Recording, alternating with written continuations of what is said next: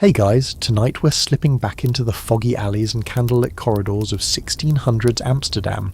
You're about to wake up in one of the richest, weirdest and most unpredictable cities in the world. But let's get something straight. You probably won't survive this. Between the fire hazards, the plague and the threat of being crushed by a cartload of salted herring barrels, let's just say life expectancy isn't exactly trending up. So before you get comfortable, take a moment to like the video and subscribe. But only if you genuinely enjoy what I do here. It helps me out, sure, but more importantly it means you get to time travel with me again tomorrow. Leave a comment with your city and the time you're watching. I want to see who's joining me and when. Now dim the lights, maybe turn on a fan for that soft background hum, and let's ease into tonight's journey together. You wake in a bed that's less of a bed and more of a wooden cupboard built into the wall. It's called a box bed, and it's exactly what it sounds like. A cramped, dark, blanket-filled rectangle with heavy curtains that block the worst of the morning chill, and also, unfortunately, the smell. The room is dim. A faint grey light leaks around the edge of the shutters, casting a smudged silhouette of the window frame across the floorboards.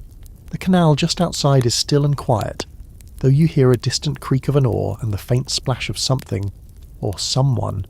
You groan, stretching your legs until your feet knock into the end of the bed. Tall people are not meant for this century. You sit up, hitting your head on the low frame, and finally peel back the curtain. The air is cold enough to make you shiver and your breath shows faintly. No central heating here, just a fireplace downstairs and a whole lot of wishing. The floorboards creak as you step down, avoiding the worst of the splinters with your woolen stockings. The bed was shared, of course. Privacy in this city, that's a luxury few can afford. Maybe you had your spouse next to you, or your sibling, or a child, depending on your station in life. The room is narrow with low ceilings, tilted floors, and windows that have seen centuries of grime layered between leaded panes. Every piece of furniture is double duty. A chest is also a bench. A table folds against the wall. And if you live above your shop, as many do, the smell of smoked fish or leatherwork creeps into your dreams and clings to your pillow. Welcome to your canal house.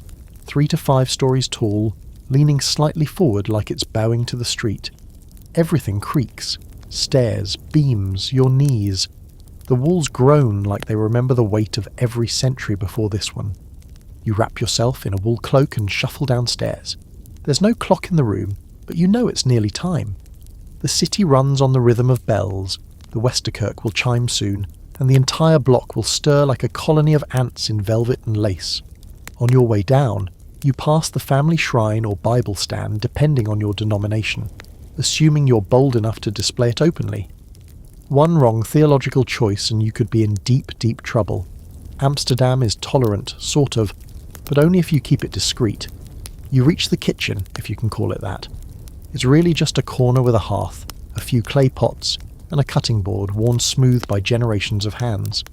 There's no sugar unless you're loaded, no coffee unless you're really loaded, and the milk's probably already turned. But you've got bread. Dense, dark rye bread. You slice it, tear it, maybe dip it in a bit of dripping if you have any left. There's butter if it's a lucky day. And beer.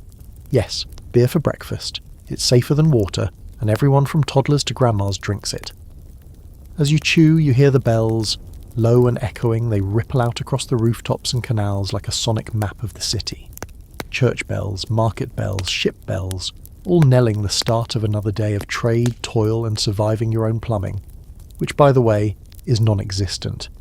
If you need to go, there's a ceramic pot under the bed, or a shared privy in the yard, and once that's full, you carry it to the street or drop it directly into the canal, depending on your mood and moral compass. You head to the window and unlatch the shutters. Outside, the city is stirring. A neighbour is beating a rug out of her second-story window, a cloud of dust catching the morning light. Across the canal, a man in a wide-brimmed hat tosses stale bread to the ducks, or maybe he's just trying to get rid of it. The roof steamed faintly, tiled and mossy, sloped like crooked teeth. Somewhere a dog barks. Somewhere else, a cat screeches in protest. From here you can smell the city waking up. It's not pretty. It's a stew of damp wood, smoke, fish guts, manure, sea air, and human life. You wrinkle your nose and breathe it in anyway. Because this is what prosperity smells like. Amsterdam in the 1600s is at its peak. This is the Dutch Golden Age. You're at the centre of a global trade empire, living in a city that sits atop stacks of wooden pylons, surrounded by hundreds of canals with ships sailing in from all corners of the earth. Spices, textiles, silver, furs, porcelain, all funnel through your city. And you? You're trying not to spill your breakfast beer as you open the front door. You have a long day ahead. Maybe you're a merchant. Maybe you're a craftsman, or the spouse of one. Maybe you're a servant in one of the wealthier households. Or maybe you own that household, and the servant is busy boiling your laundry in lye water. No matter your rank, the city is alive around you, loud, colourful, and crowded. The streets are narrow and slick with last night's rain. The canal boats are already moving, flat-bottomed, piled with goods and passengers. The shop signs creak in the breeze, painted with pictures because most people can't read. A fish, a key, a boot. If you see a tulip, that one's probably a scam. You step outside. The cobblestones are uneven beneath your feet. A porter runs past, nearly knocking over a basket of apples. A woman calls out in Dutch, loud and raspy, offering dried eels. A horse snorts. A rat darts. You take a breath, tighten your cloak and start walking. Amsterdam has begun again. You don't make it far before your stomach growls again, because that sliver of bread and splash of breakfast beer didn't do much except remind your body how hungry it already was. But you're used to it. Most mornings in Amsterdam start like this, with a bit of bread, a bit of noise, and not nearly enough time to sit down and be human. That's not how things work here. You live on a tight schedule marked by bells, tides, and customers banging on your door earlier than they should. And no, there's no such thing as weekend brunch. Down the stairs, out the door, and the city spills out in front of you like a messy oil painting. Rich, chaotic, full of too many layers. The canal glistens under a pale, uncertain sun. Smoke curls out of chimneys like lazy questions, and boats glide quietly beneath bridges, their oarsmen wrapped in cloaks, faces downturned against the bite of early wind. You move along the edge of the water, passing shop fronts and stoops where the early risers are already busy. A baker sweeps flour dust out the door with aggressive, sleep-deprived determination. Next door, someone's dragging out a barrel of something that definitely smells like pickled herring and sadness. A bell rings again, different this time, sharper. That's the Zuidkerk Tower, signalling the quarter hour. You've got a bit of time before the day gets truly chaotic, so you veer off toward a familiar little stall tucked beneath a slanted roof near the bridge. It's run by a woman who sells warm cheese pastries when she can get them, and if not, something involving onions, rye, and hope. You hand her a small coin, and she hands you something warm and vaguely edible, wrapped in paper that smells faintly of soap. You nod, grateful. She nods back. Not much is said. It's too early for words. You sit on a short wooden bench along the canal's edge, watching the mist lift. A dog sniffs at your boot and moves on. Seagulls squawk overhead like they own the place, which, to be fair, they kind of do. The city is louder now. Footsteps slap stone. Voices rise and fall in a dozen dialects, and you hear the sudden clatter of a cart as its wheel hits a pothole with a jolt. Behind you, a church door opens, and a group of schoolboys file out, their breath puffing like little chimney stacks. One of them hurls a clump of mud at another, which explodes against a wall. Everyone pretends they didn't see it. But you see everything. That's part of living here. You're constantly aware of smells, of noises, of proximity. The houses are too close. The canals are too shallow. The streets are too narrow. Everything in Amsterdam is packed in, layered, and always just a little damp. Which means you spend your days in a kind of constant motion, trying to stay warm, trying to stay dry, trying to stay ahead of whatever is creeping toward your shoes. You look down at your clothes, quickly brushing off a smear of something unidentifiable, possibly mud, possibly rat. Fashion here depends entirely on your station and your intent for the day. If you're a craftsman, you're in sturdy wool and maybe a leather apron. If you're a merchant, you wear something slightly finer, breeches, doublet, maybe a felt hat if you're feeling optimistic. Women wear layered gowns, stiff bodices, and linen coifs that itch like judgment itself. And if you're rich, oh, then it's all about lace. Stiff lace, layered lace, imported lace, any fabric that says, I've never once touched my own chamber pot. Still, even the wealthiest among you have to be practical. The city is built on marshland and everything is just a little off kilter. You've probably noticed that the houses lean forward, slightly but unmistakably. That's on purpose. The facades are designed that way so that when goods are hoisted up by pulley to the upper floors, they don't smack into the building on the way up. Clever, yes. But also slightly terrifying when you're standing beneath a dangling crate of sugar being hauled 3 stories overhead by a rope that looks very old. You head toward the city centre, your path taking you across a narrow bridge crowded with carts, goats, and a pair of musicians playing something suspiciously like a love song on a flute and a drum. The air smells of wet stone and stale beer now, with just a hint of urine, because let's face it, the alleyway behind you is probably doubling as someone's personal convenience. Still, this is a good day. No plague carts, no recent fires, and the fog is lifting. For Amsterdam in the 1600s, that's practically a celebration. As you walk, you pass a group of men in conversation. Loud, gesturing, red-faced types, merchants or guild members by the look of their hats. They're arguing about trade routes and taxes, but one of them keeps glancing over his shoulder like he's expecting someone to interrupt. You can't help but catch a snatch of the conversation, something about East India ships delayed by monsoons. You nod to yourself. The VOCC, the Dutch East India Company, runs half the world from offices just a few streets away, and delays like that ripple through every inch of the city. If the ships are late, the spices are late. If the spices are late, the buyers are angry, and if the buyers are angry, no one gets paid. Your path finally opens up to a square. Flagstones slick from dew, pigeons flapping away as you arrive. A man nearby hawks oranges out of a wooden crate, which is absurd because they're outrageously expensive and bruised to hell. But still, the idea of oranges in Amsterdam in winter, that's the kind of flex the rich can't resist. You see a boy eyeing one hungrily before being yanked away by a nursemaid whose patience is clearly spent.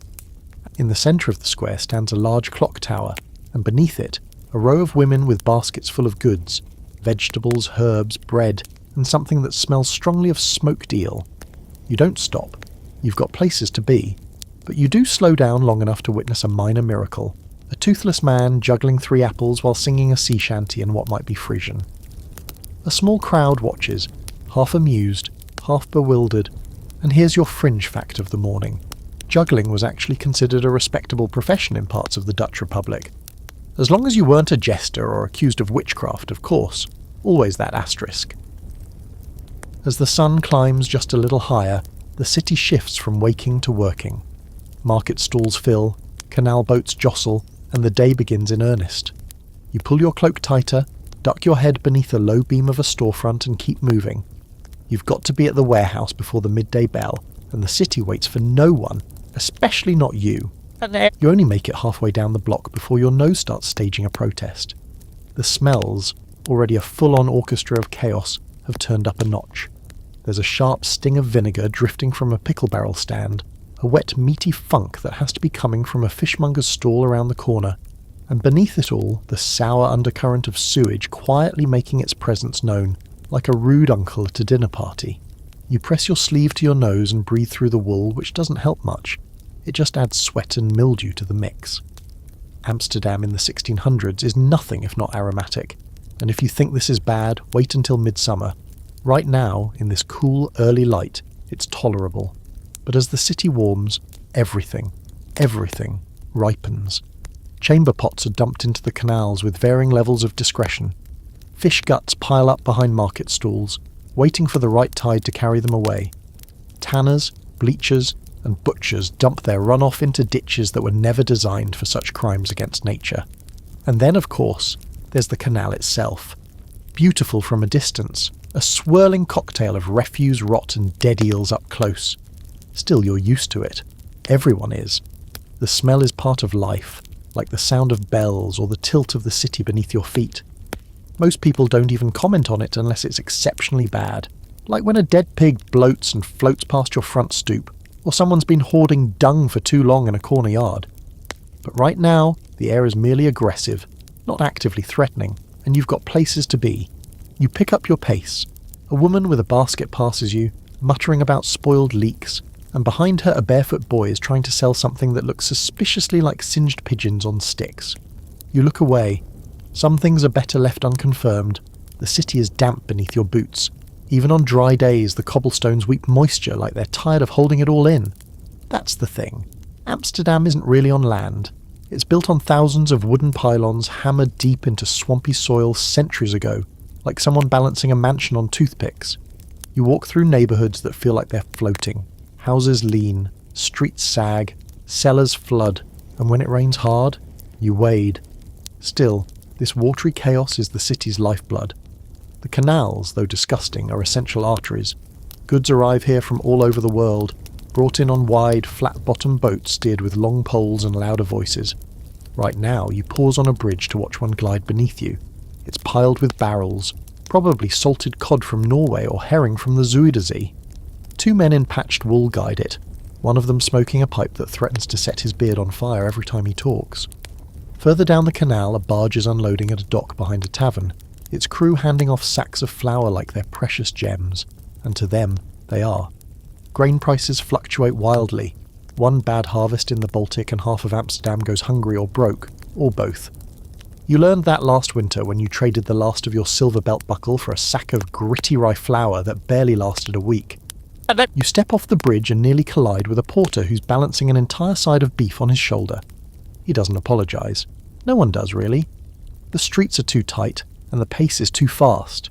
You sidestep, murmur something that sounds vaguely polite, and keep moving.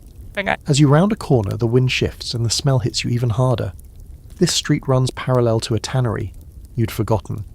The stench of soaked hides, lime, and decomposing hair is immediate and visceral. It grabs your sinuses, punches your throat, and makes your eyes water. You pull your cloak tighter and hurry past. You glance inside through a warped glass window and catch sight of a man scraping something unidentifiable off a hide stretched on a wooden frame. The floor beneath him is black with grime, and a bucket steams ominously in the corner. Fringe fact time. Tanners were often considered unclean in every sense, physically, morally, spiritually. They were essential to society, of course. Everyone needed leather. But few wanted to live near them or marry into their families. Some guilds wouldn't even accept them. Still, the work paid. If you could survive the smell, the burns from the lime, and the occasional infection from handling rotting flesh, you might just make a living. A miserable one, but a living. You hold your breath and power walk past the tannery, only to catch a new scent in the breeze. Something sweeter, gentler. Warm oil, roasted nuts, maybe even cinnamon. Salvation. Just ahead is a bakery. And not just any bakery. This one supplies the wealthier families with their white bread and sweet rolls. You can't afford their wares most days, but the smell alone is enough to lift your spirits. You linger near the doorway as a young apprentice carries out a tray of steaming loaves. He catches your eye and offers a crooked smile, then disappears back inside. You breathe deeply and try to imagine what this city smells like to someone arriving for the first time. A sailor from Italy, maybe, or a fur trader from Muscovy. They'd probably be overwhelmed, offended, maybe even sick. But then again, you think, they'd get used to it. Everyone does. Smell becomes background music after a while, an invisible soundtrack to life in the Golden Age. Still, even scholars debate just how much the city stank. Some letters and journals mention unbearable conditions, especially in the summer months. Others barely comment on it at all. Was it truly horrendous, or were people just so acclimated that they stopped noticing? No one agrees, and no one left a smell sample behind, thank God. You duck down a quieter street to avoid the fish market that's just starting up. That one's more aggressive than usual.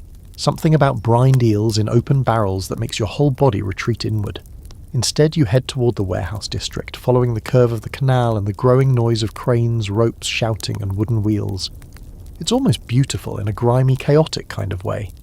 The city heaves and breathes with life, its smell woven into its rhythm. And here you are, boots damp, cloak heavy, breath fogging in the morning chill, just another person moving through it. You're used to the odour now. You'd even miss it if it were gone. Almost. You're halfway through the warehouse district now, dodging carts and crates, when you spot a familiar face, Martin, the barrel maker, shoulders like a draft horse and hands big enough to crush walnuts by accident. He grunts a greeting, barely looking up as he hoists another iron hoop onto a cask. You return the nod. That's the etiquette here. Acknowledge. Don't interrupt. Everyone's got somewhere to be, something to fix, or someone waiting to yell at them. And even if you don't, you pretend you do. That's how you survive in a city this crowded and this competitive. The early sun slants low between buildings, painting long shadows across the cobblestones. You pass a row of men stacking crates into a boat, the ropes creaking under weight, their breath puffing out in visible bursts. They're loading goods bound for the Baltic, grain, maybe, or salted herring. One of them breaks into a song you vaguely recognise, some sea shanty about a sailor and a tavern girl who wasn't exactly a tavern girl, if you know what I mean. You keep walking. You duck into a narrow alley, barely wide enough for your shoulders, hem brushing against brick walls slick with moss. This shortcut saves you 5 minutes, but it comes with the added bonus of questionable puddles and the ever-present possibility of rat traffic. Still, you emerge into the light feeling victorious, and just in time to see a street hawker setting up his cart with a practiced rhythm. Dried fruit, candied nuts, and something that might be licorice if you squint. His cart bears the familiar symbol of his guild, painted in fading blue and gold. Guilds are everything here. You can't spit without hitting a guild-certified craftsman or merchant. Bakers, coopers, cobblers, brewers, bookbinders, each trade with its own codes, bylaws, and mandatory meetings that often involve more beer than business. If you're in a guild, you have protection, status, and a better shot at avoiding starvation. If you're not, good luck. You might still survive, but you're outside the system, and Amsterdam doesn't look kindly on outsiders, unless they bring exotic goods and don't cause too much trouble. You pull your cloak tighter and keep moving. The air is warming, the chill slowly giving way to a damp heaviness that clings to your sleeves. You pass a group of women hanging linens between two buildings, the fabric flapping in the breeze like surrender flags. One of them pauses to scratch her scalp under her linen cap. Another, younger, stares down at the canal water below with a look you know too well. Half boredom, half dream. You've had that look too, especially when the days stretch out long and the city feels like it's pressing in on all sides. You finally reach your destination, a modest cloth shop wedged between a printmaker and a tobacco merchant. The door creaks as you push it open, and the bell overhead gives a reluctant jingle. Inside, it smells of wool, dust, and something faintly spicy. Probably a sachet hidden in a drawer to ward off moths. The shopkeeper looks up from his ledger, squinting at you over thick spectacles.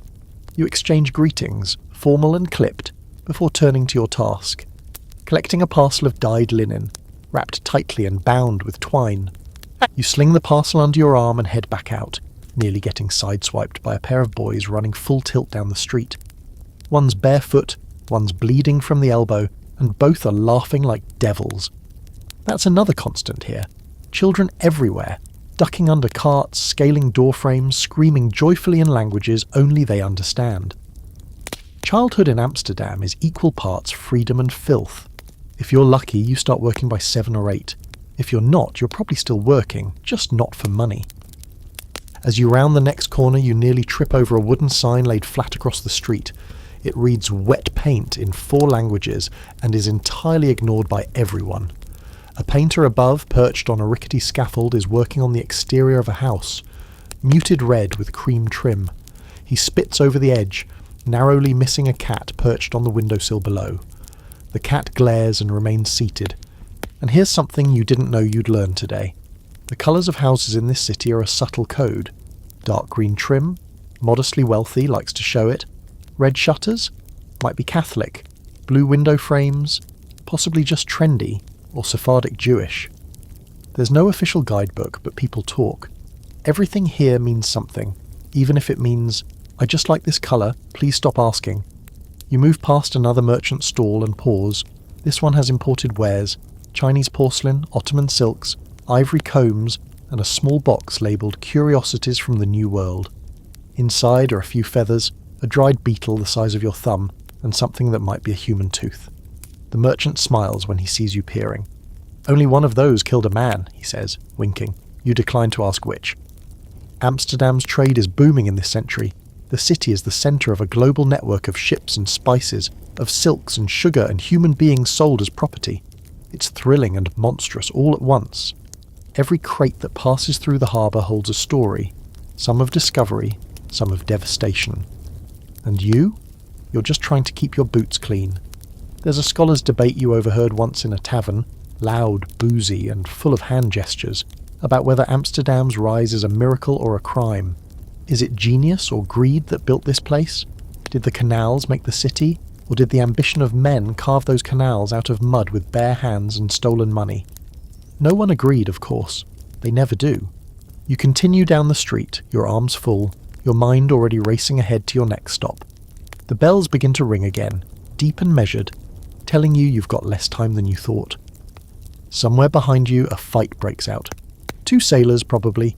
You don't turn around. That's someone else's problem.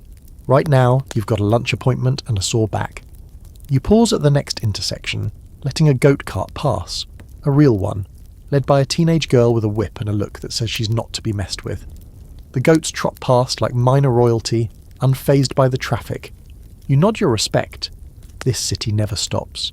It stinks. It sings. It stumbles.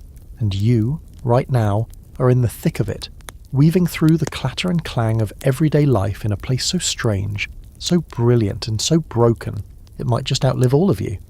You don't technically have to take the canal route, but something about the slow, rhythmic motion of water calls to you today. Your feet are sore, your shoulders ache from the cloth parcel digging in, and honestly, the street's too loud.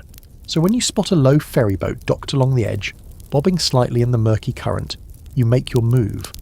The ferryman gives you a half nod, half suspicious squint, standard fare for someone not paying in advance, and you step aboard with all the grace of someone who hasn't slept well in 2 decades.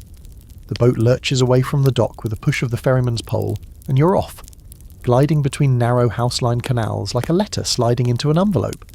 The buildings lean toward you from both sides, tall and narrow, with pointed gables and fat-bellied windows that reflect the water in dreamy ripples. You can see your reflection too, blurry, stretched, vaguely haunted. But who looks fresh these days? You exhale slowly. It's quieter here. The water slaps gently against the hull. A gull calls overhead, and somewhere far off, a church bell rings, echoing between the rows of brick.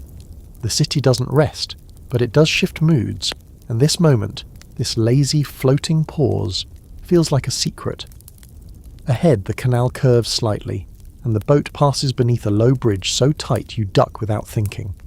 Above, a woman leans over the railing to shake crumbs from a cloth, and a pigeon immediately dive-bombs to investigate.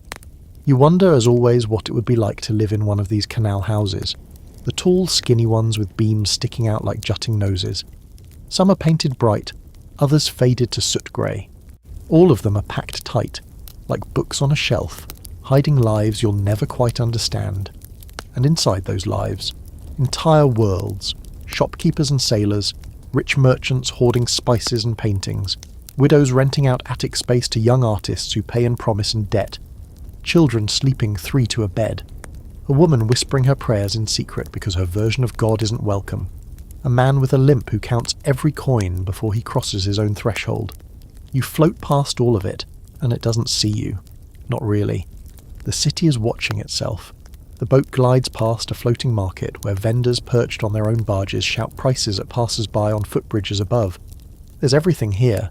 Sacks of onions, baskets of eggs, bunches of herbs, barrels of pickles so pungent the smell reaches you midstream. One woman is selling oysters by the dozen, handing them off wrapped in waxy paper. Another hawks what she calls exotic fruit that, to your untrained eye, looks suspiciously like pears. The ferryman steers with quiet precision, using a long pole to push off the canal's bottom. He's not the chatty type, most of them aren't. Canal workers hear and see too much to waste words. They know every shortcut, every smell, every shift in the wind. If the ferryman thinks it's going to rain, you'd best grab your cloak. As the boat rounds another bend, the grandeur of the harbour opens up before you like a scene painted by a man with too much time and not enough grey paint. Masts rise like skeletal trees, ships rocking in the tide, their sails furled and stained with salt and smoke. Crates are hoisted by cranes that groan like dying whales. Sailors curse in every language under the sun. The smell here is something else entirely. A deep, bitter blend of salt, tar, sweat and foreign spices so strong it might actually be flammable. You pass close to a moored East Indiaman, one of those massive VOCC ships that's brought back cargo from Java or Ceylon. You can see the crew on deck. Half of them look half dead. Sunburned skin, worn hands, bleary eyes. You don't envy them. Months at sea, fighting storms, rats, boredom and sometimes each other, and all for nutmeg and porcelain. But when that nutmeg sells for 20 times its weight in gold, The risks start to make a twisted kind of sense. You've heard rumours, who hasn't, of men who set off for the Indies and came back rich enough to buy a canal house in full. You've also heard of the ones who never came back at all, or came back missing limbs, or came back with stories they'll never tell. The VOCC, for all its glory, is not gentle. It's a machine of commerce, power and blood. Everyone in Amsterdam knows it, even if they pretend otherwise. The boat pulls alongside another dock, and the ferryman gestures with his chin. You climb out, tossing him a coin that's probably too little, and he gives you the same squint he gave you earlier. Still, he nods, and the boat drifts away. You watch it go, then turn toward the street ahead, where the bustle resumes in full force like someone turned the volume back up. You're in the merchant quarter now, where the buildings are taller, the streets are cleaner, and the people wear their money where you can see it. Velvet cloaks, gold-stitched gloves, lace cuffs that cost more than a sailor earns in a year. You walk past tall windows displaying luxury goods, silk, porcelain, paintings, and try not to look too interested. The shopkeepers here have eyes like hawks and noses like money hounds. You pause to admire a shop front where a new ledger book is displayed, bound in leather with brass corners. It's absurdly expensive, of course, but still, there's something comforting about the clean geometry of blank pages. All those empty lines waiting to be filled with transactions, names, debts, dreams. You wonder what your own name might look like written in such a book, sandwiched between imports and hopes. You move on, stepping aside for a man and woman strolling arm in arm, trailed by a servant carrying a box. They're laughing about something. Probably the price of saffron, or a failed dinner party involving undercooked duck. You don't look back. A fringe fact for your ferry ride. Here it is. Amsterdam had more canals than Venice in the 1600s, over 100 kilometres worth. And while many were built for trade and transport, plenty were just glorified trash chutes. Still, in a city where streets flood and the ground literally sinks beneath your feet, water isn't just a feature, it's the very framework. And if you fell in, let's just say you'd better not have any open wounds. You pass under an arch where a small shrine is tucked into the brick. A fading painting of St. Nicholas, protector of sailors and merchants. Someone's left a few coins at the base, along with a small shell. You pause, nod politely. Amsterdam may be Calvinist now, officially, but the old symbols remain. Quiet, hidden, persistent. You look up at the sky. The clouds are gathering. The ferryman was right. You can hear the market before you see it. It starts as a low buzz, voices colliding, haggling, barking, and builds to a full-bodied roar as you round the final bend. The square opens up like a stage, chaotic and dazzling, every stall a scene, every vendor a character, every customer a potential argument in the making. You've arrived at the beating heart of Amsterdam's daily rhythm, the marketplace. Equal parts commerce and theatre, it smells like ambition, desperation, and about 7 different kinds of salted fish. The first thing that hits you is the sheer variety. You've got piles of herring stacked like scaly dominoes next to heaps of tulip bulbs guarded like treasure. A man with a missing tooth is shouting the merits of his apples, which have clearly seen better days, while a young woman, barefoot and ferociously charming, sells pastries that look suspiciously smaller than the last time you saw her. And then there are the spice vendors, their stalls perfumed with impossible richness, cinnamon, nutmeg, saffron, cloves. You pause near one now, catching a whiff of something so sweet and so far from home, it almost makes you forget where you are. And here comes a classic Amsterdam moment. 2 vendors, one selling smoked eels, the other dried fruit, are screaming at each other over the space between their stalls. Something about whose barrel is too close to whose crate. You sidestep instinctively as a particularly plump pear goes flying through the air and splats against the cobblestones. Nobody is shocked. The crowd doesn't even blink. You, wisely, keep moving. The crowd is thick, a swirling soup of social classes and accents. You overhear Dutch, French, German, something Slavic, and at least one sentence of English, badly mangled and shouted with confidence. There's a group of Mennonite farmers trading pickled cabbage for eggs, a bald man selling exotic birds from a bamboo cage, and a lace-clad woman inspecting oranges like she's judging a beauty contest. A beggar limps by, hands outstretched, muttering prayers in Latin, and a city watchman stands at the edge of it all, arms crossed, eyes scanning like a cat that's just waiting for a rat to slip. You make your way to a familiar stall near the centre, run by an older woman named Neeltje, who sells fabrics, yarns, and always seems to know who's pregnant before they do. She greets you with a nod and a look that says, "You're late." You shrug. She shrugs back. That's the deal. You buy a spool of indigo thread and a bit of linen cord, passing her a coin and a soft thank you. She says nothing, but you know she'll ask about your cousin next time, like she always does. Beside her stall, a small boy is selling waxed writing tablets. Cheap ones, carved with initials and tied with frayed ribbon. He tries to catch your eye with a grin that's missing a few front teeth. You wave him off gently. You're not here for trinkets today. Still, you appreciate the hustle. Everyone in this market is surviving by the minute. You squeeze past a basket of live chickens and duck under a beam holding up a canopy of sun-faded cloth. You're heading toward the far end, where the less respectable goods tend to be sold. The merchants here don't have fancy painted signs or city permits, but they do have everything from knockoff tulip bulbs to black market books.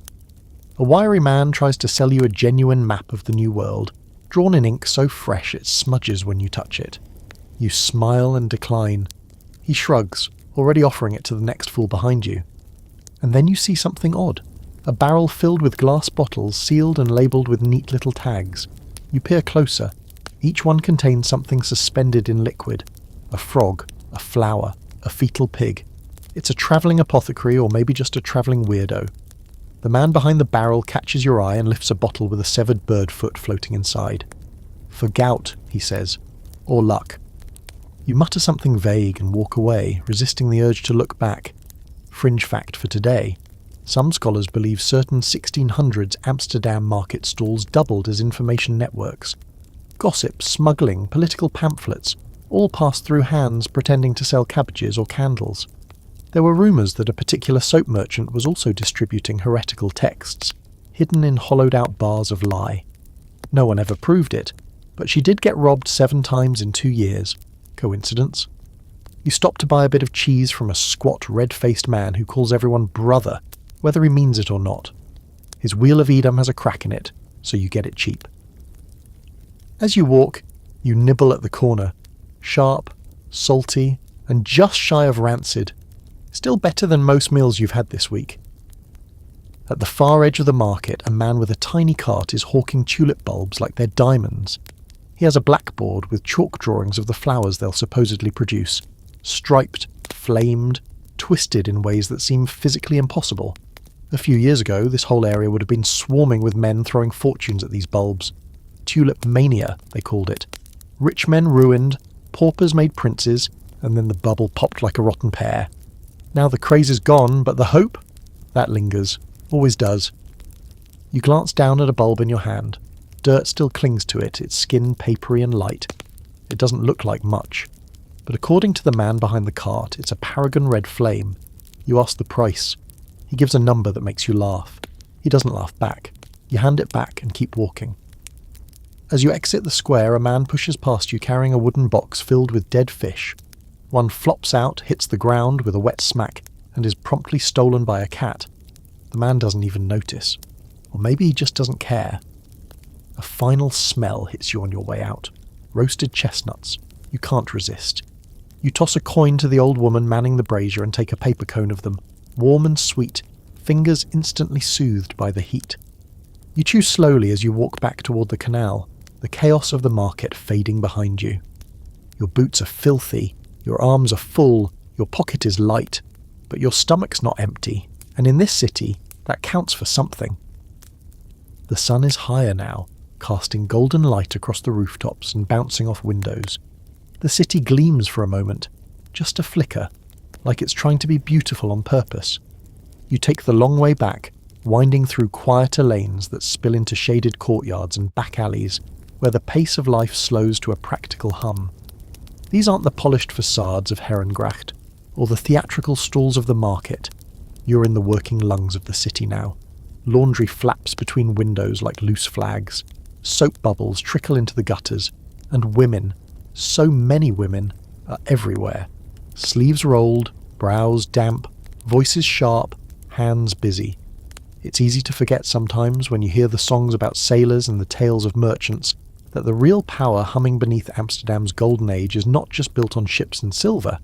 It's also built on elbows deep in fish guts, fingers bloodied from lace needles, and backs bent over baskets of linen. The women of this city keep it spinning, and they do it with little thanks and even fewer options. You pass a fishwife first, her voice like a clarion bell as she calls out her wares. Her stall is simple, a low wooden table covered in slabs of silver-scaled herring, the air around it thick with salt and brine. She's got her sleeves tucked and her bodice cinched tight, muscles moving with the practiced ease of someone who's cleaned thousands of fish and doesn't give a single coin what anyone thinks about it. You make the mistake of catching her eye, and she offers you a deal on a whole smoked eel. You wave her off with a smile. She snorts, amused, and yells something about your shoes as you walk away. A little farther down, there's a lacemaker hunched in the shadow of a doorway, bobbins clicking so fast they're almost a blur. Her fingers move like she's not even thinking. The pattern more muscle memory than art. A tiny loop here, a twist there, tension just so. You slow to watch, hypnotized. It takes hours to make a strip the length of your hand, and most of it will be sold to someone who can't spell her name, let alone imagine this woman's rent. Her eyes flick up, catching yours for a second, and then flick right back down. Then there are the washerwomen. You hear them before you see them, laughing, shouting, splashing. At a canal's edge, several of them are scrubbing linen against wooden paddles, their skirts hiked and tucked, arms glistening with sweat and soap. One of them swears in a way that could melt your ears, and the others burst into cackles. You catch a word that sounds like burgomaster, and something about his backside. These women have nothing to fear. They are the engine behind homes and shops, and they know it. You nod respectfully and move along, boots slick with soap runoff. In a courtyard just beyond, a nursemaid rocks a baby in a cradle while shelling peas into a bowl. She hums tunelessly, her eyes somewhere far away. Next to her, two girls are embroidering napkins, and judging by the tight set of their mouths, they've been told they'll be doing this until the sun falls out of the sky. You remember being told that girls of certain families are worth more when their stitches are straight than when their thoughts are. Some things haven't changed as much as they should. You pause again at a small door half open to the street. Inside is a dim shop where a widow sells second-hand books, legal documents, and, if you know the right knock, certain pamphlets banned by the church or the city. She's clever, this one. Twice fined, never caught. She gives you a sideways glance and subtly slides a Dutch translation of an Italian medical text across the table to a man in a lawyer's robe. He doesn't look at her. He just leaves a coin and disappears. She sees you watching and gives the smallest smirk before vanishing into the shadows of her shelves. Across from her, two older women sit in the sun mending nets. Fish nets maybe, or laundry lines. Hard to tell anymore. They're too frayed to matter. Their faces are creased maps of a life lived by candlelight and hard bread. One hums a hymn while the other mutters about a neighbour's son who married a German girl with no shoes. You don't interrupt. You just drift past like a ghost, a visitor in this world where the rules are written by someone else. And here's the thing, these women, they are not exceptional.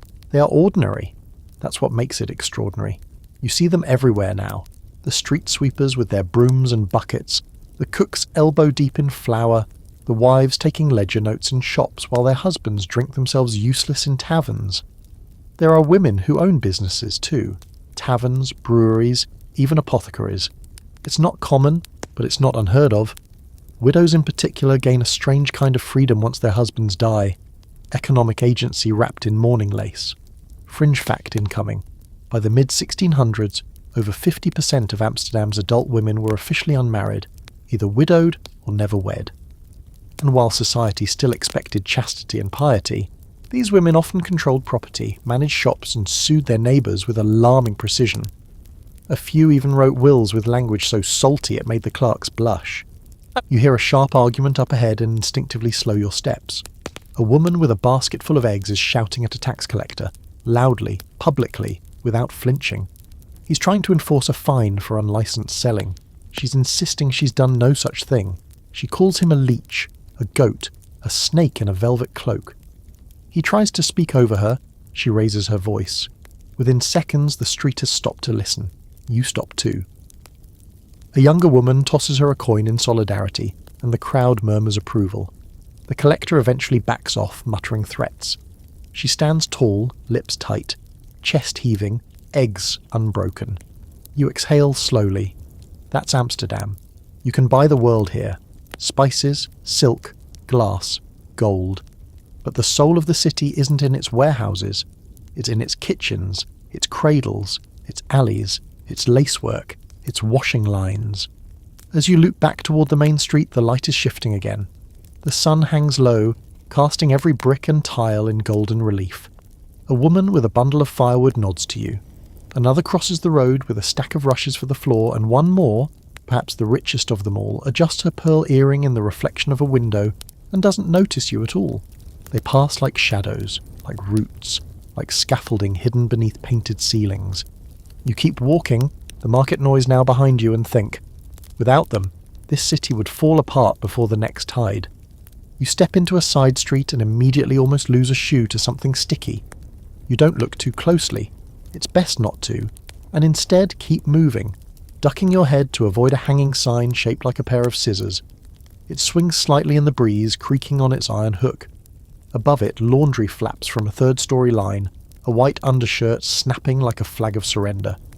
Two children scamper past you, barefoot and loud, one carrying a stick and the other a chicken. You decide not to ask questions. Children are everywhere in Amsterdam, more than you'd expect, and all of them seem suspiciously busy. If they're not apprenticing, they're running errands. If not errands, then hauling water, watching siblings, or working in their family's trade. Childhood is a loose concept in the 1600s, more of a transitionary blur between helplessness and labour. You don't get a birthday party. You get your first broom, maybe your first delivery route. If your family's lucky, you get a basic education, maybe some reading and sums. But most learn what they need to know from the street: how to run fast, talk faster, and duck when someone throws a herring head. You pass an open doorway where a boy is standing on a stool, reciting something in Latin to a man you assume is his tutor. The man corrects him with a snap of a wooden pointer against the table. You keep moving. Up ahead, a small group of children sits in a circle beside a candlemaker's stall. They're watching a puppet show, an old glove puppet swaying back and forth while a hidden voice shouts in falsetto. The children laugh at every exaggerated whack and fall, and the puppeteer rattles a tin cup at the end. A few coins clink in. One of the kids turns to you and makes a face. You return it. The girl beside him hurls a pebble at a passing rat. Direct hit. The group erupts in cheers. You pause by a fountain, or what used to be one. Now it's mostly a cracked basin full of rainwater and someone's old wooden shoe. A couple of boys have fashioned a game out of throwing coins at a floating cabbage leaf, cheering when one lands clean. You wonder briefly how many guilders this city loses to children's games every year. Just beyond, you spot a familiar scene: a print shop's back door open to the alley, and a teenage apprentice hauling armfuls of paper. His tunic is ink-stained, his hands blackened, his face so tired it looks like it's sagging off his skull. But he's still upright, still moving. You know the look. He's probably been working since before sunrise. Apprentices don't get days off. They get scraped knuckles, missed meals, and the occasional pat on the back if their master is feeling generous. You follow the paper trail into the shop's front window and glance inside. The master printer is hunched over a press, sleeves rolled to his elbows, sweat dripping from his temple as he adjusts type. Rows of neatly set letters wait in trays, each one reversed, mirrored, a private alphabet only printers can truly read. He's printing broadsheets today, some kind of political notice, judging by the urgency in his scowl. One wrong line and the whole page has to be set again.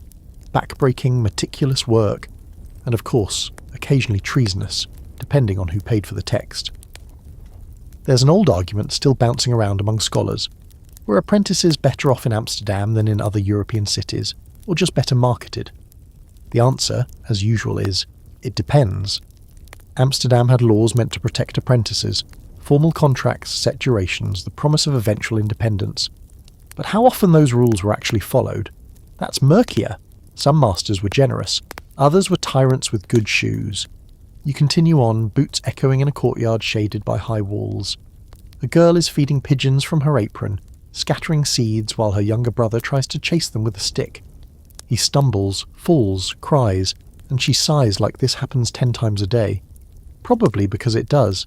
She helps him up without a word and hands him one of the seeds. He throws it in the wrong direction proudly.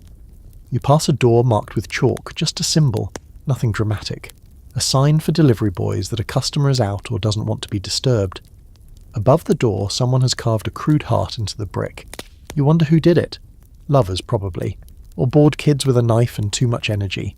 Either way, it's a little piece of graffiti the city will probably wear forever, like a scar that doesn't bother to heal.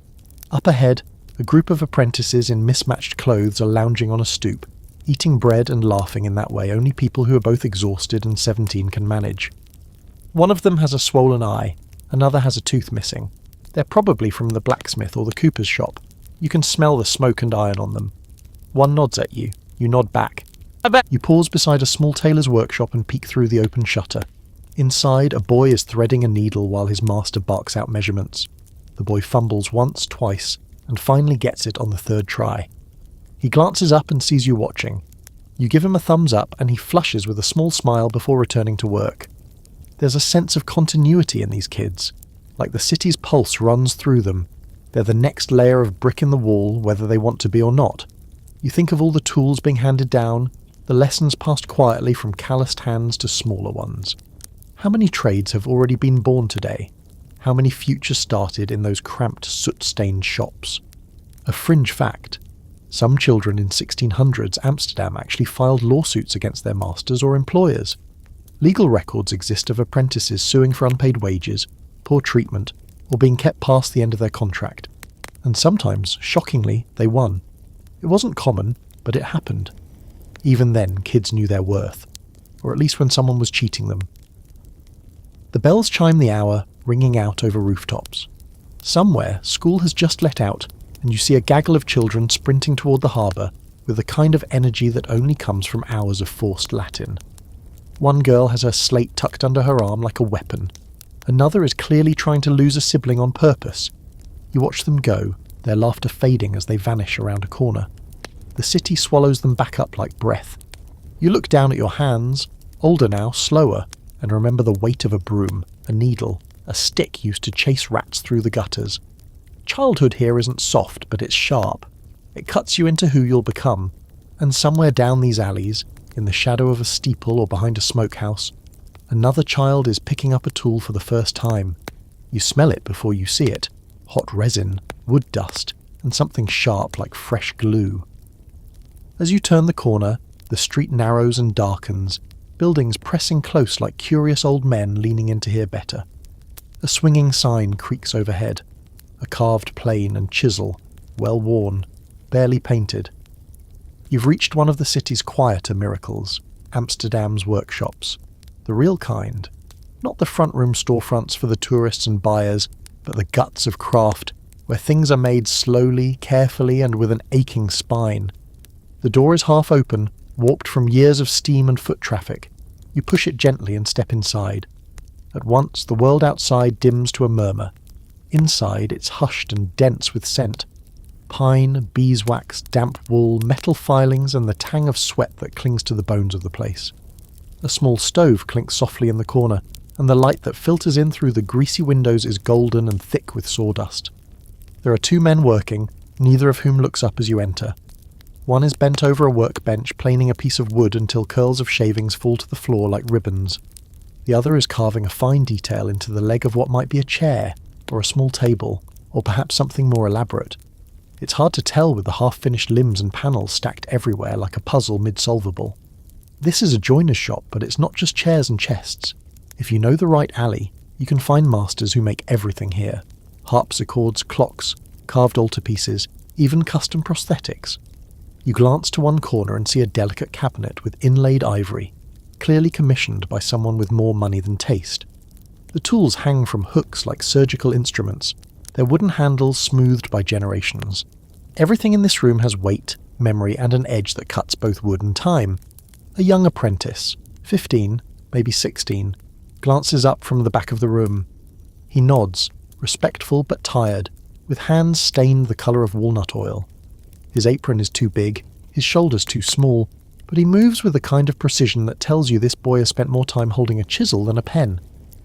He returns to polishing a tiny drawer face, rubbing it with a cloth until it gleams like glass. You step softly, not wanting to interrupt. There's a reverence here you don't find elsewhere in the city. The church might tell you what to believe, the market tells you what to eat. But the workshop, it tells you what lasts. These men build the things that survive after the body fails. A well-made table can outlive 3 generations. A A cabinet like that one might hold secrets longer than anyone meant it to. The joiner finally looks up and gives you a brief nod. His face is a weather map of frowns and concentration lines. You know better than to ask questions until the mallet is down, which he obliges after a moment. "Drawers sticking," he mutters by way of hello. "Humidity." You nod. Everything here is damp. Air, walls, even thought. He squints toward the piece you're admiring. For a merchant's wife. Wants something classical. I told her we're not in Rome. His dry sarcasm is part of the furniture now. You laugh softly, careful not to sound like you're enjoying it too much. He gestures toward a shelf near the back, where a few completed pieces sit like students waiting for a report card. One chest has carvings of tulips and birds, another, more subtle, is plain but flawlessly constructed. The drawers slide without a sound. You run your fingers along the edge, smooth as anything you've ever touched. He shrugs.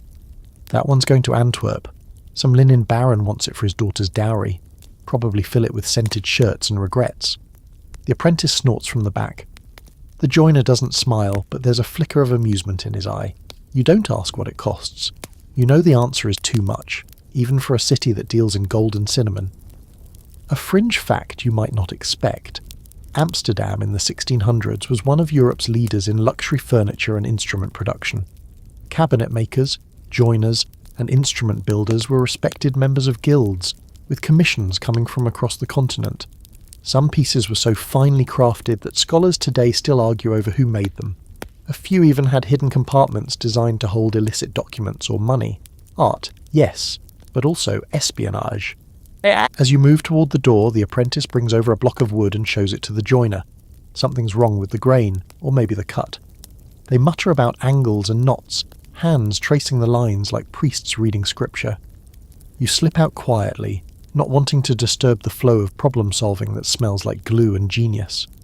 Back outside, the light feels too bright, the noise too loud.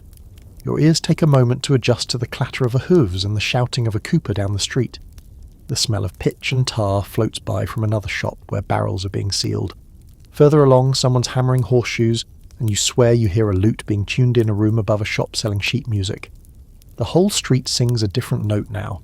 You pass a glazier's stall, where a man is cutting lead strips for window frames.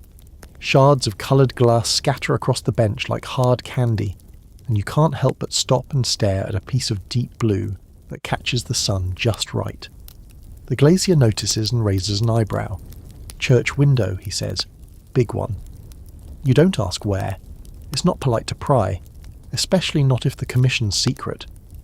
Further down, a man sits outside his workshop carving delicate shapes into ivory. Legal? Questionable. Beautiful. Absolutely. You see the curled ear of a comb, the smooth handle of a knife, the beginnings of a chess piece. He's squinting in the sunlight, hands still as death. He doesn't look up, and you don't interrupt. You're surrounded by the hum of skilled hands. This is Amsterdam beneath the gold leaf, the place where the wealth is turned into wood, glass and metal, where artistry and sweat are fused in every joint, every polish, every turn of a screw. The city may trade in spices, but it breathes through these shops. And as you step into the next alley, you can still hear the rasp of a file and the whisper of shavings falling to the floor. Behind every fancy parlour or velvet-curtained salon is a back room like this, dark, damp, and full of tools that will outlive the men who use them. The sound of voices ahead pulls you out of the rhythm of clinking tools and into something sharper, more brittle. The street opens into a small square, framed by a church, a bakery, and a row of tightly packed houses with shuttered windows.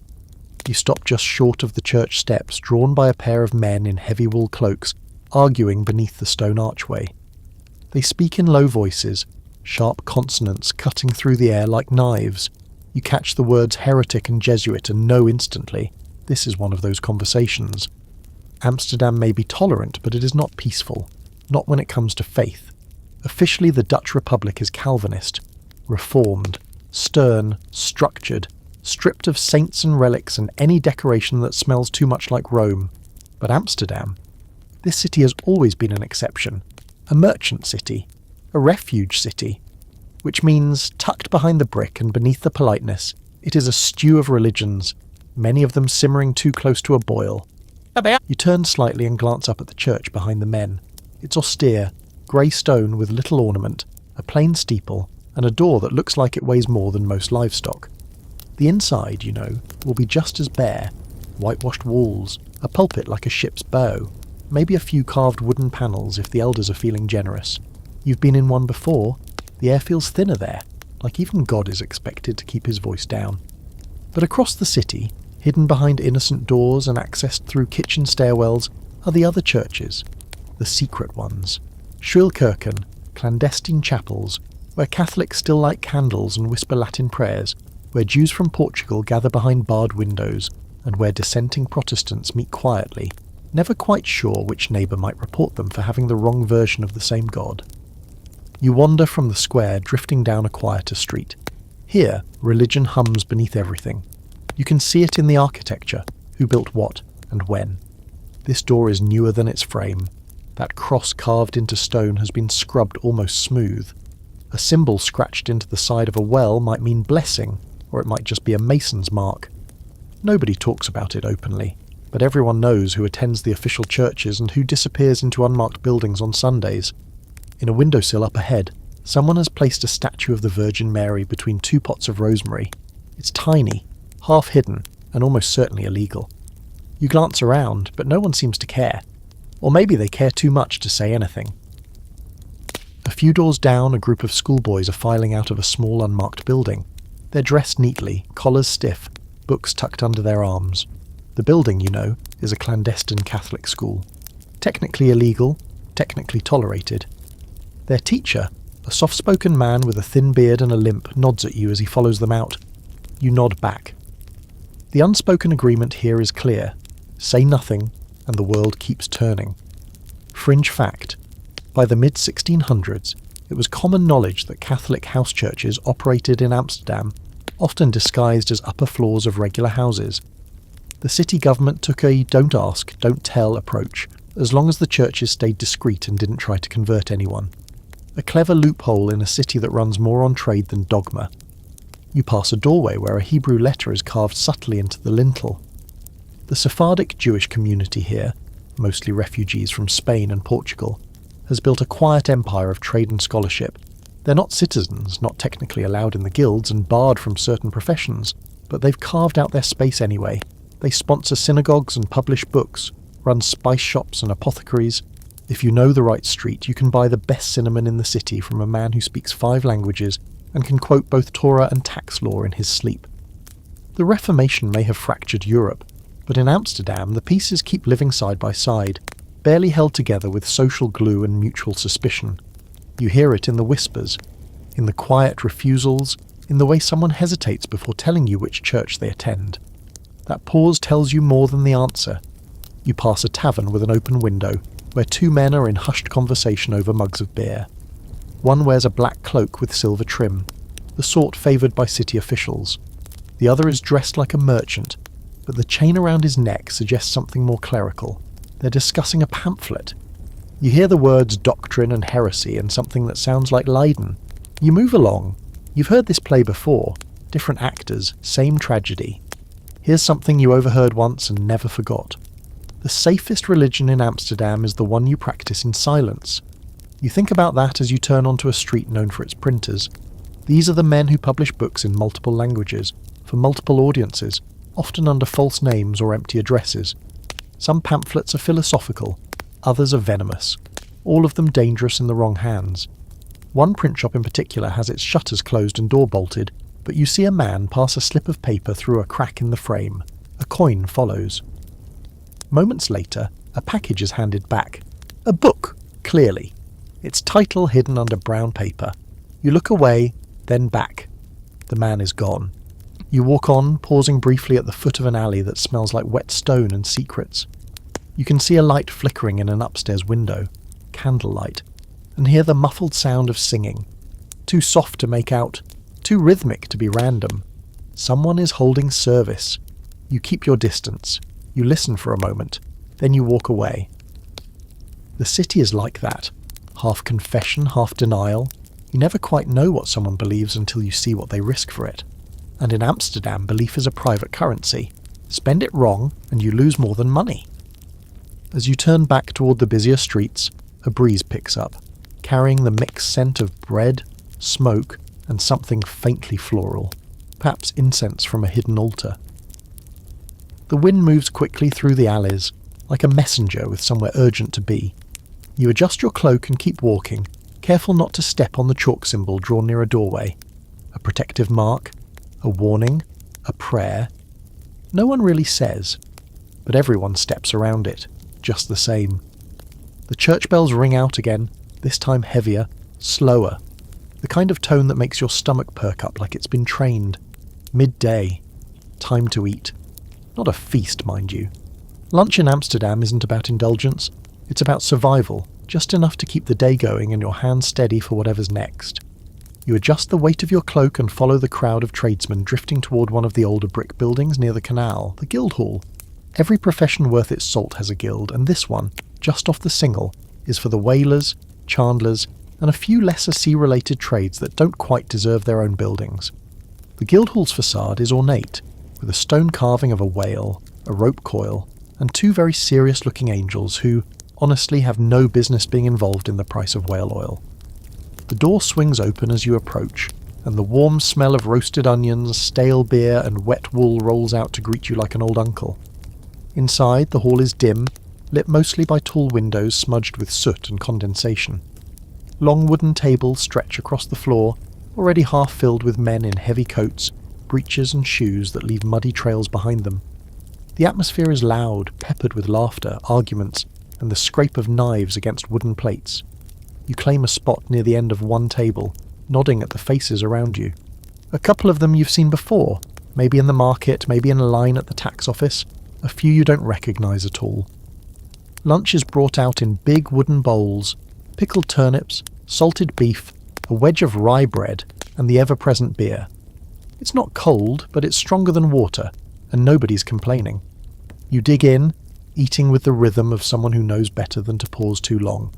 Talking comes after, or better yet, not at all. A large man across from you slams his mug down and announces the rising price of whale oil like it's a personal betrayal. 4 stuvers a keg, he growls, and they're watering it down now, I swear by it.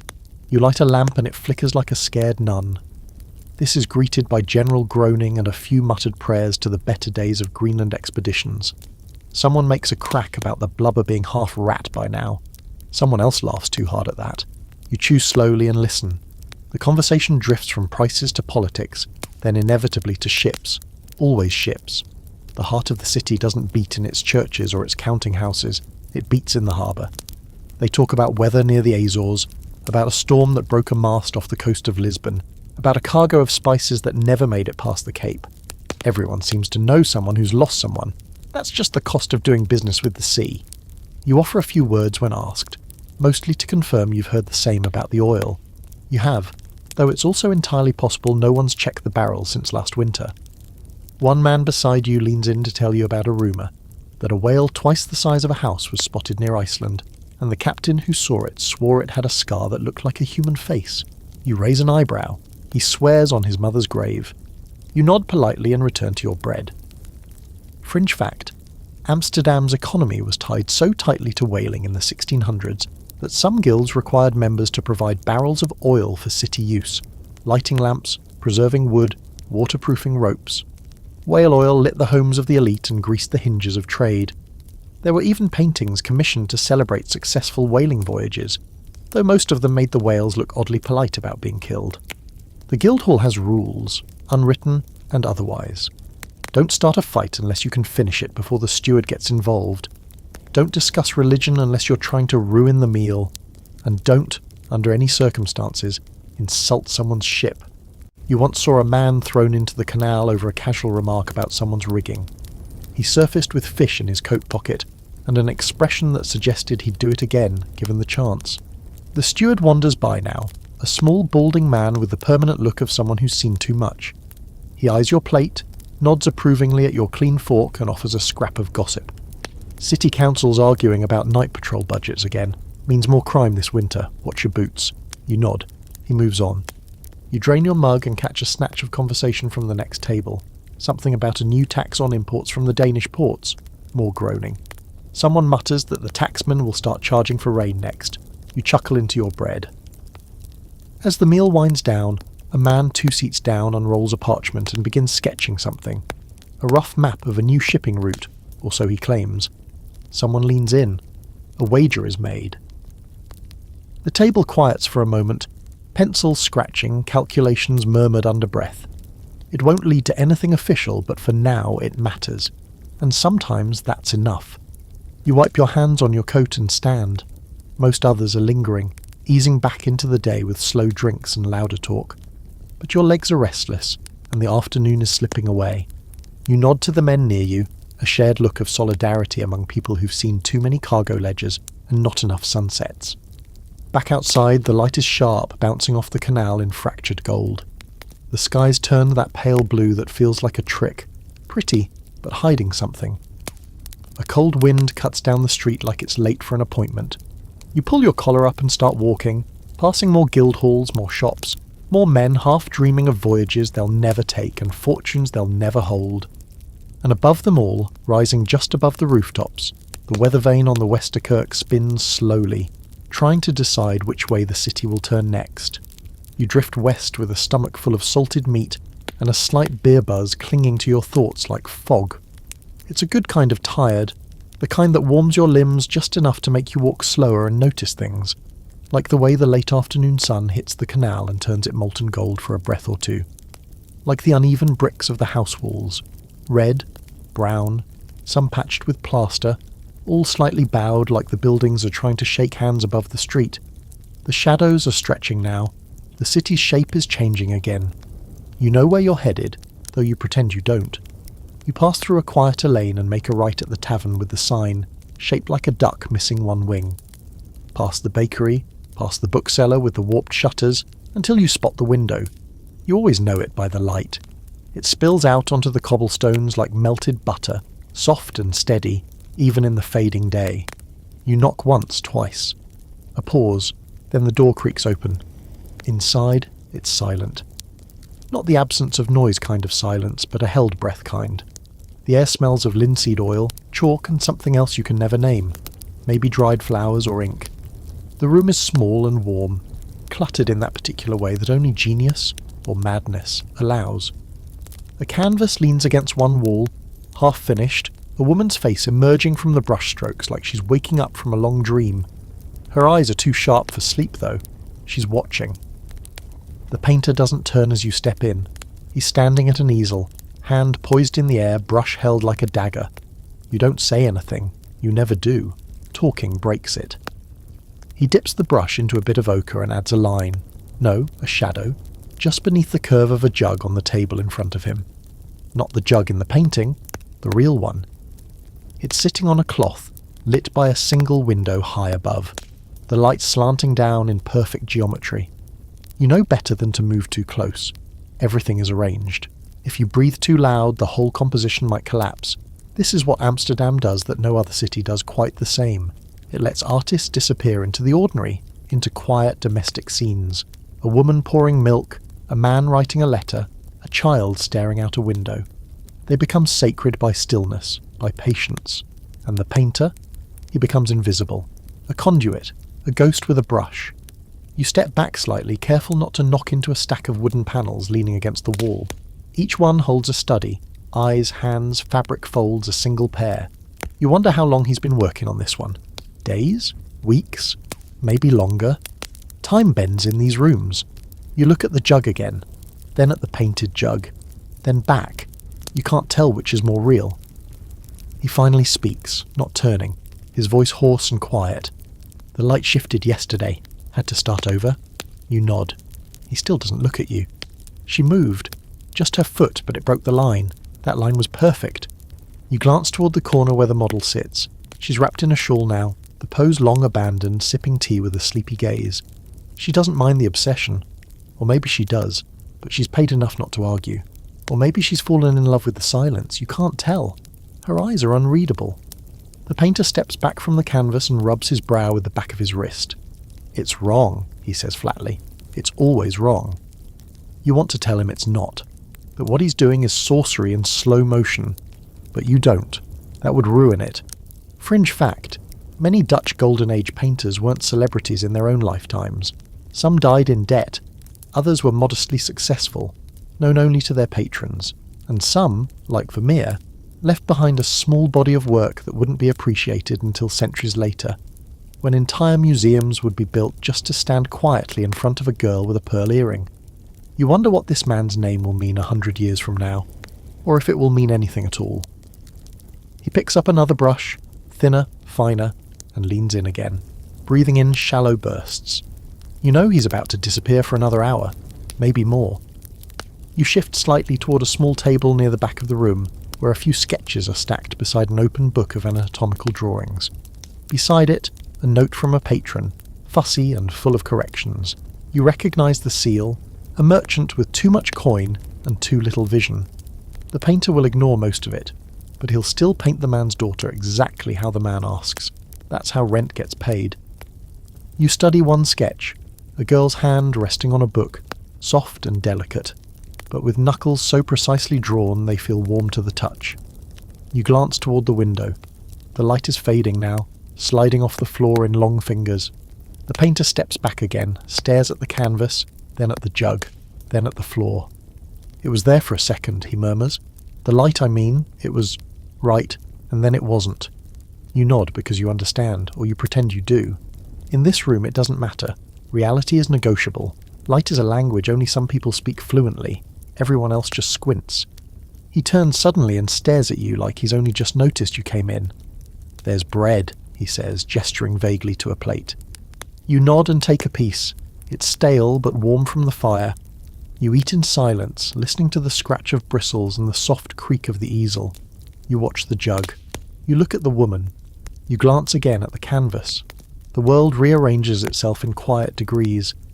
Eventually he mutters something about needing new pigments. He's running low on lapis. You almost laugh. Of course he is. Lapis is crushed gemstone. It costs more than most houses, but he'll find a way. He always does. Patrons want the blue sky, the virgin's robe, the illusion of endless depth. And painters sell illusion by the inch. You step out quietly as he begins muttering to himself, brush dancing again over the canvas. Outside, the wind has shifted. The shadows are long now, stretching across the canal like they're trying to hold the city still. You walk on, and behind you, the window glows like an ember in the fading day. You're halfway down the canal when you see it, the familiar red X painted in quick, uneven strokes across a door just ahead. You slow down without realising, boots crunching slightly on the frost-bitten edge of the cobblestones. There's a stillness around that house, like the city has taken a step back and agreed not to breathe too loud. Even the birds seem to give it a wider berth. The door is closed, the shutters are drawn, the red paint is still wet. You've seen this before. Too many times and never enough warning. It means someone inside is sick. Not sprained ankle sick. Not too much ale sick. The other kind. The kind that sends the neighbours whispering and the children indoors. The kind that makes your chest tighten just walking past the building. You cross to the other side of the canal without thinking. Plague is a word the city never quite forgets, even when it's not actively spreading. It hides in the walls, in the water, in the memory of everyone over the age of 10. The 1600s have already seen waves of it. Some small, some catastrophic. Whole streets emptied. Families gone in days. The plague doesn't knock politely. It kicks the door in and leaves you begging for air. And when it comes fast. You pause near a bridge and glance back. There's a single candle burning in the upstairs window. Maybe they're hoping for mercy. Maybe they're just making sure someone knows they're still alive. Down the block, a city official is painting another X, muttering to himself as he moves from one house to the next. He's wearing a scarf over his mouth and gloves too fine for this kind of work. Someone shouts at him from a window. He ignores it. You can't exactly argue with protocol, though people will try. Every time the city tightens its rules, someone tries to cheat death with loopholes. Doesn't usually work. You duck into a nearby alley, trying to shake off the chill that's crept down your spine. It's not just the cold air, it's that specific kind of fear, the kind you can't name, because naming it feels like inviting it inside. You wrap your cloak tighter and keep moving. You need to breathe something besides dread. Unfortunately, the alley only offers you the scent of wet brick, burnt cabbage, and something else. something worse. You follow your nose and find yourself near a communal privy, a low stone structure shared by the surrounding houses. There's a line of buckets waiting to be emptied, their contents covered by wooden lids that try to help but fail on a molecular level. You can smell it from yards away, acidic, human, and immediate. A man in a leather apron is hauling one of the buckets toward the canal, grumbling under his breath. You don't envy him. You also don't ask questions. The less you think about where the waste goes, the easier it is to drink your beer. This is the other side of Amsterdam, the not-so-golden part of the Golden Age. The part where toilets are luxuries, where water flows but rarely clean, where the canals that bring wealth also bring disease. Most houses have their own privies if they're lucky, but the shared ones, like this, are for the rest of the city. Servants, labourers, immigrants, the barely holding-ons. You've been here before, you'll probably be here again. As you move past, your boot slips on something slick. You curse and steady yourself, pretending you didn't just almost fall into something you'd rather not describe. Nearby, a rat the size of a loaf of bread scurries along the edge of the gutter. It stops, stares at you like it's daring you to comment, then vanishes into a crack in the wall. You keep moving. A fringe fact for you. Amsterdam's 17th century sanitation was, by modern standards, horrifying. Most waste was dumped directly into the canals, which were also the main source of water for washing, and even, at times, drinking. City ordinances existed to control where and when waste could be thrown out, but they were rarely enforced. One such rule stated that household chamber pots could only be emptied after the 9th bell, which meant around 9 p.m. Of course, if someone's child had a stomach problem at noon, all bets were off. You step out of the alley and back onto a wider street, grateful for the fresh air such as it is. A baker's cart is rolling by, and for a blessed moment the smell of warm bread covers everything else. You nod to the boy pushing it. He nods back, cheeks pink from the cold, sleeves rolled to his elbows. Probably been up since before dawn kneading dough while his older brother tended the oven. You wonder how they wash up at the end of the day, then again maybe it's better not to. Up ahead, a woman is airing out linens from her second-story window, snapping them sharply in the breeze like she's trying to beat sickness out of the fabric. Below, a bucket of soapy water sits ready, steam rising from its surface. Soap's expensive, not everyone bothers. But when plague rumours begin, people find their cleanliness fast. Whether it helps or not is a different question. Another window opens and someone dumps what you hope is just laundry water into the street below. It splashes near your boots. You jump sideways. Close call. You stop at a street corner where a small chapel once stood, burned down years ago in a fire no one talks about. The lot is empty now, weeds pushing through the stone foundation. A few children are playing there, using old beams as balance bars and pretending to fight monsters. One of them coughs, hard. You try not to flinch. There's a tension in the air, subtle but building. The red X's haven't gone unnoticed. You hear it in the shift of voices, the way people edge further apart as they pass. You see it in the way shopkeepers lean out their doors and watch, waiting for news, waiting for an order from the council, waiting for someone to admit this could be another wave. And of course, there's no real cure. Not for the plague, not for the damp, not for the slow rot that creeps into the foundations of every wooden house in this city. People try, of course. They light incense. They hang herbs in their windows. They burn sulphur and carry sachets of vinegar-soaked cloth. None of it really works, but it gives them something to do, which matters more than anyone admits. You turn toward home, or what counts as home today, just as the church bell chimes again. The sound bounces down the canal like a warning. You glance back once more at the door with the red X. Still closed. Still silent. You walk faster, heart drumming a quiet rhythm to match the steps of the city, the hush of fear, the squelch of something unidentifiable under your heel. You don't mean to end up in the tavern, honestly. It just sort of happens.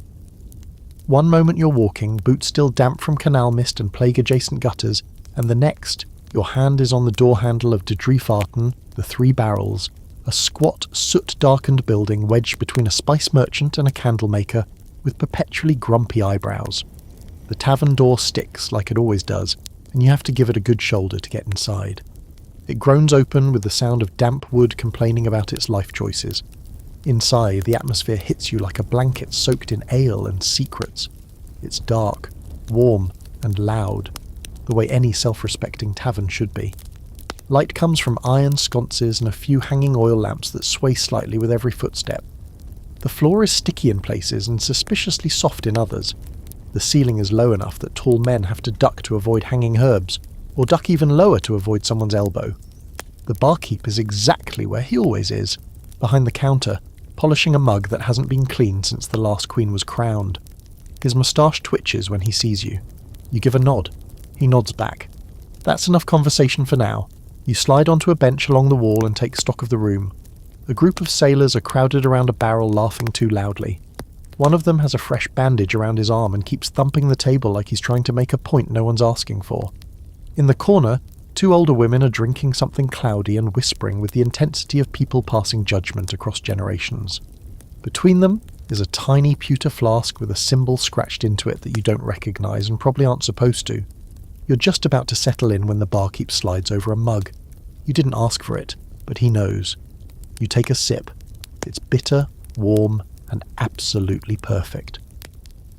A second later, a man flops down onto the bench beside you.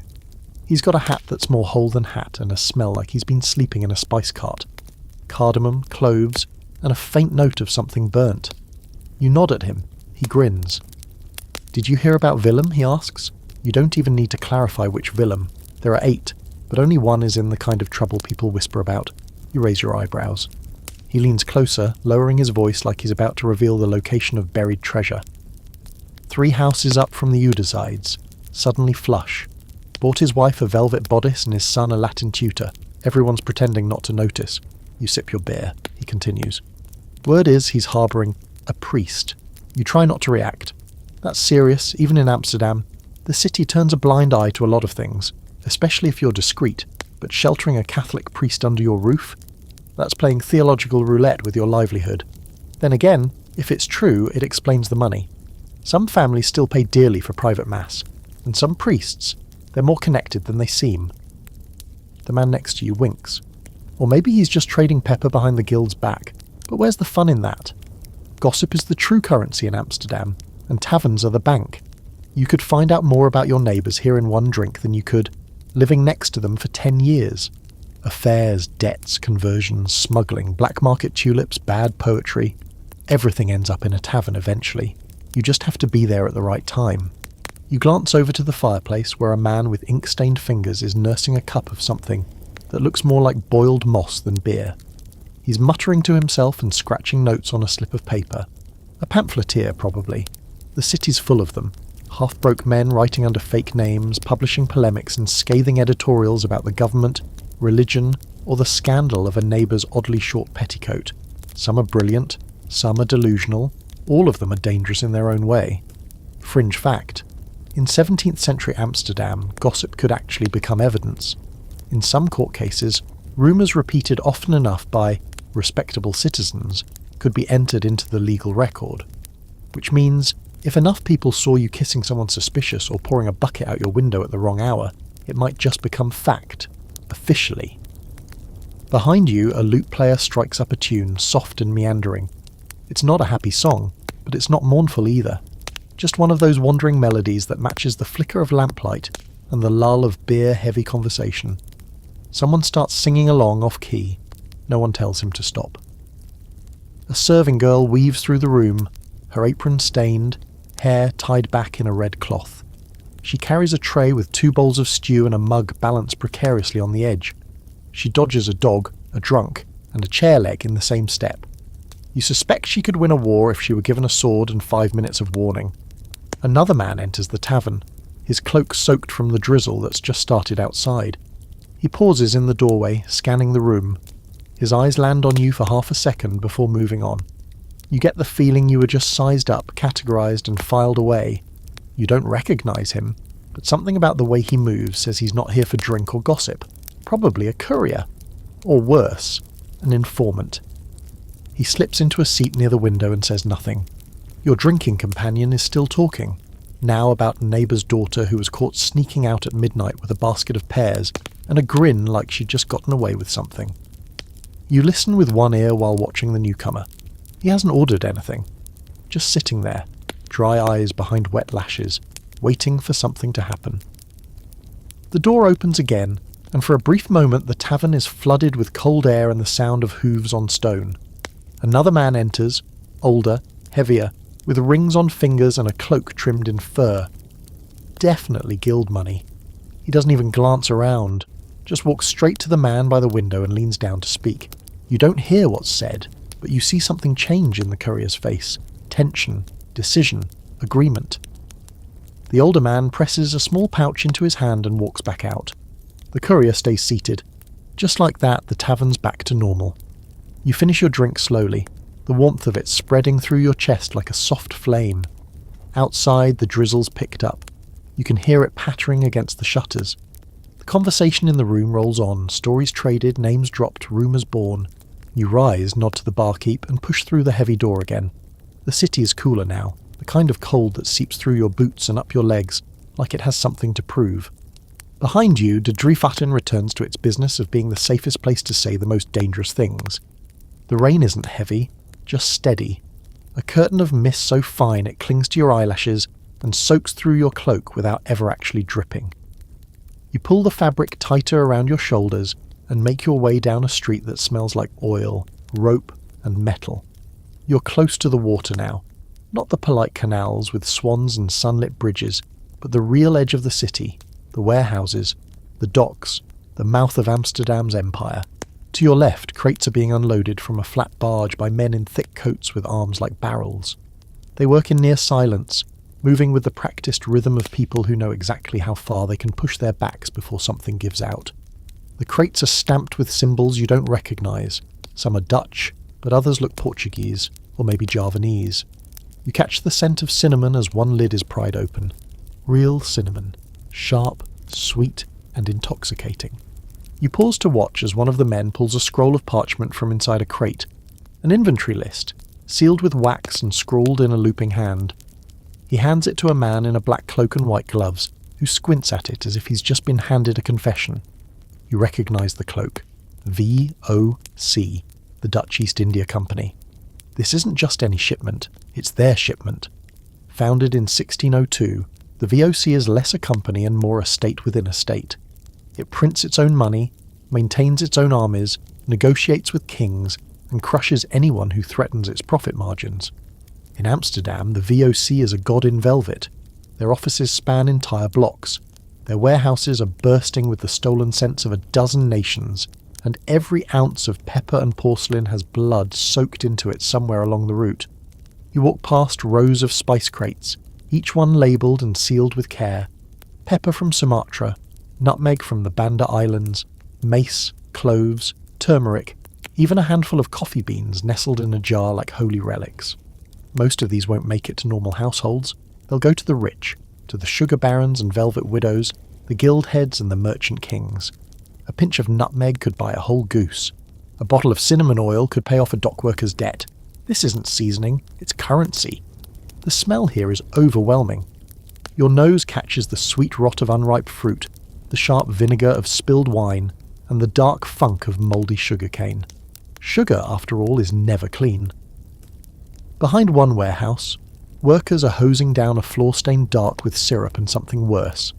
A rat scurries past, dragging a chunk of dried fig bigger than its head.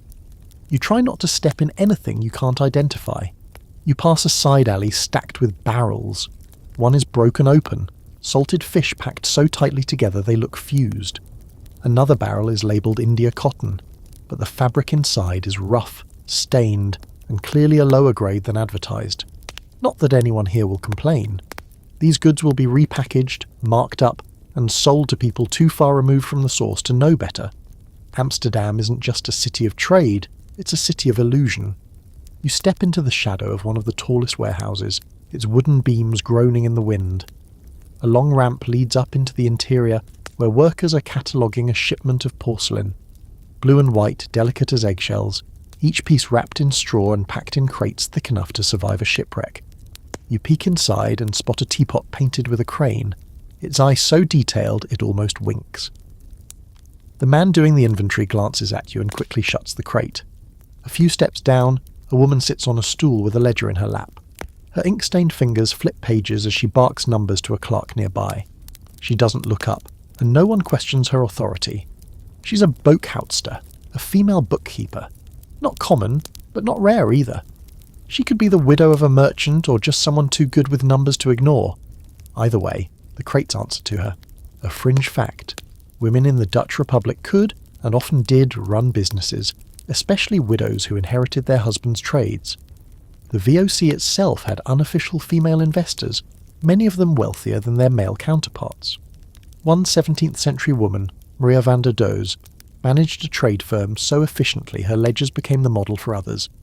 The patriarchy still tried, of course, but in the ledger world, profit tends to speak louder than gender. You pass another loading area where a cart is being filled with sacks of nutmeg. The smell makes your throat tighten. It's too much, too concentrated. A dock worker nearby sneezes violently and drops a sack. The foreman yells. The man bends down, coughing, and mutters something about how he'd rather smell fish guts than this exotic poison again. You agree with him? A little? There's something unsettling about it all. The way these treasures arrive from half a world away and are immediately turned into product. Labelled, priced, moved. What once grew in volcanic soil under monsoon skies is now just a number in a ledger, a scent in someone's parlour, or a spice sprinkled on a meat pie that cost more than your week's rent. And yet, the city lives on this. Amsterdam's greatness, its cathedrals, its canals, its art, is funded by this constant grinding flow of goods. Even as you breathe in the spice, you can't ignore the cost. Not just in coin, but in lives. Sailors lost at sea, labourers crushed under crates, people in far-off islands uprooted, enslaved, or simply erased, all for the smell now coating your sleeves.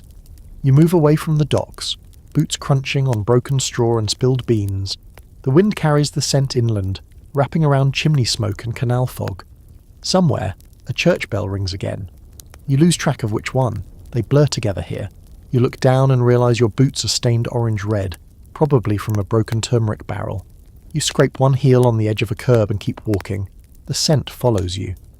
In Amsterdam, it always does. The city feels different when dusk rolls in. Not quieter. Amsterdam is never truly quiet, but more contained, as if everything's drawn just a little closer to itself. The wind softens, the smells shift from fish and sweat to smoke and roast meat, and the canals begin to glow, catching the last of the light and stretching it out like a painter's brushstroke. The reflection of gables and chimneys ripple in the water, flickering and tilting as boats drift lazily beneath the bridges. The sky overhead is a mix of ash and lavender, with the first stars beginning to push their way through the haze. You stop at a corner near a bridge and look up. The oil lamps are being lit. One by one they sputter to life, a flame at the end of each metal hook reaching out from the buildings like tiny sentinels. The lamplighter, an older man with a long pole and a wide-brimmed hat, moves with slow precision, lighting each flame and then stepping back to check his work. You watch him for a while. He doesn't notice. Or if he does, he's long since stopped caring who's watching. The city looks soft now, but don't be fooled. Nightfall just means the gears shift. The merchants are finishing their ledgers, locking their chests and blowing out their candles. The markets are closing, stalls covered, barrels rolled back into storage. The fishmongers have scrubbed their tables, and the last of the water trickles down the gutters in thin, smelly streams. But elsewhere, other parts of the city are just waking up. You pass a group of young men gathering outside a tavern, laughing too loudly and bumping into each other with the casual aggression of people too drunk to notice or care. A dog barks from inside. Someone shouts. A mug hits the ground and shatters. No one pauses. You keep walking. Further down the canal, a boat glides past, flat-bottomed, barely making a sound.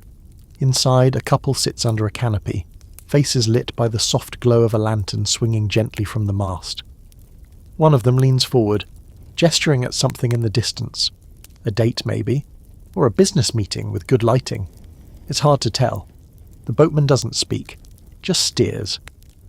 You reach the Jawan neighbourhood as the last light fades. It's less polished here, more lived in. The buildings lean a little more, and the bricks are soot-darkened and stained with centuries of weather and effort. But it's beautiful, in a scrappy, forgiving kind of way. Someone's playing a lute in a nearby window, the notes warm and uneven.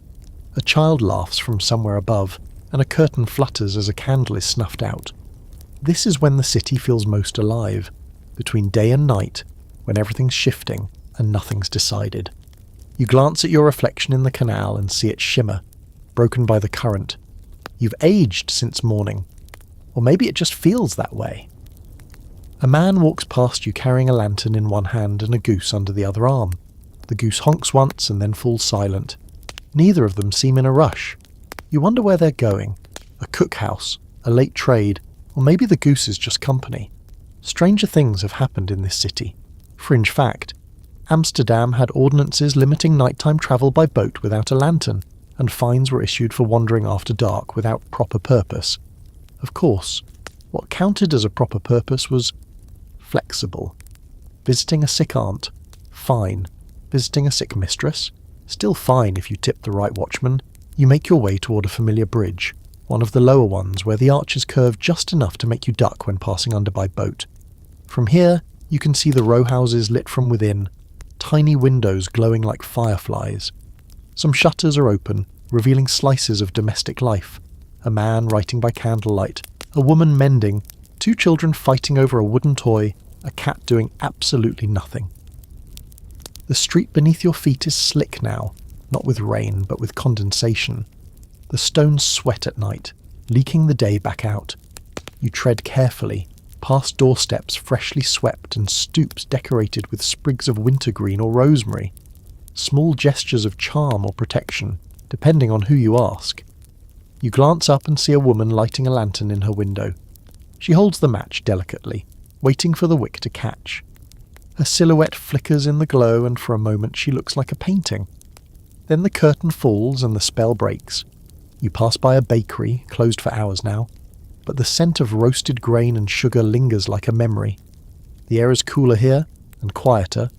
You can hear your own footsteps, the scrape of leather on stone, the rustle of your cloak, the clink of a distant bell, maybe from a ship docked nearby or a church calling the faithful to their last prayers of the day. One thing's for certain, Amsterdam never fully sleeps. It dozes maybe, turns its head and sighs, but always, somewhere, something is happening. A birth, a theft, a whispered promise over wine.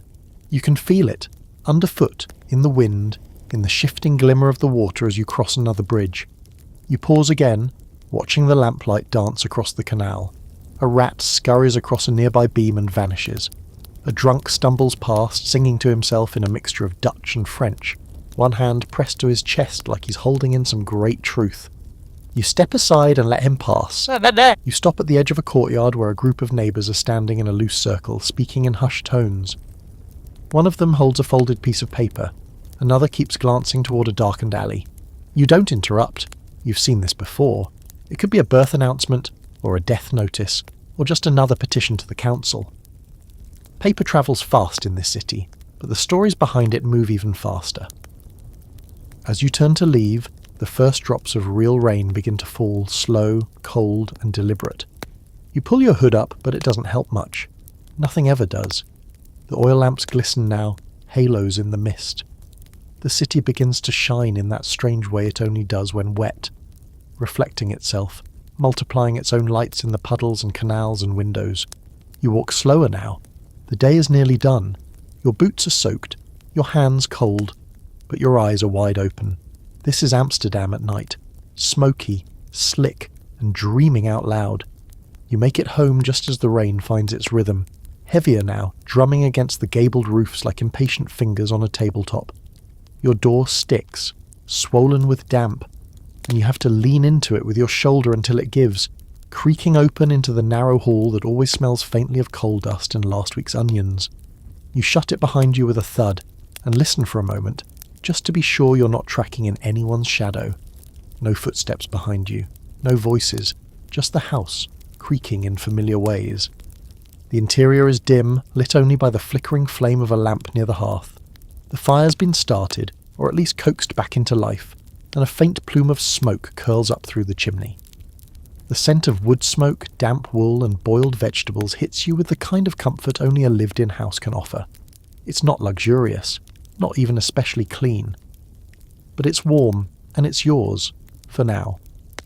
You hang your cloak on a peg near the door, dripping water onto the floorboards, and stoop to remove your boots. One squelches slightly. You peel it off with a sigh, and set it near the fire to dry. A pair of woolen slippers waits nearby, homemade, mismatched, and utterly necessary. You slide them on and stretch your toes with a small groan. From the next room, the low murmur of conversation floats in. Familiar voices. Family, neighbours, or that one tenant who's always staying just a few days more, but seems to have developed roots in the attic. You step into the kitchen, if you can call it that. A modest space with a soot-streaked hearth, a table worn smooth by generations, and a wall lined with earthenware mugs, each with a chip or a story, sometimes both. 2 children sit at the table. One's threading a needle through a torn stocking. The other's supposed to be darning too, but instead he's trying to balance a spoon on his nose and failing gloriously. They look up when you enter and greet you with the kind of sleepy enthusiasm reserved for people who bring food or news. You give them a tired smile and tousle one head of hair. Someone's made soup. Pea, by the smell of it, and it's bubbling softly on the hearth, thick with potatoes, onion, and maybe a scrap of bacon if the week was lucky. You grab a ladle, fill 2 bowls, and set them in front of the kids before serving yourself. The first spoonful burns your tongue slightly, but you don't care. It's real food, and it's hot. You sit at the table, shoulders sagging as the heat begins to soak in. One of the children tells you about a rat spotted under the floorboards. The other swears they saw a man drop a gold coin into the canal and dive in after it. Both stories are probably true. The older woman who shares the house with you, your aunt, your mother, maybe just someone who's always been there, enters with a basket of mending and a look that could silence thunder.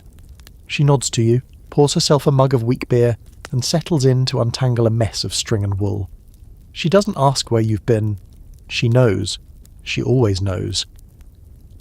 For a while you eat in companionable silence, the only sounds being the crackle of the fire, the scrape of spoons, and the wind pressing against the windows like it's asking to come inside.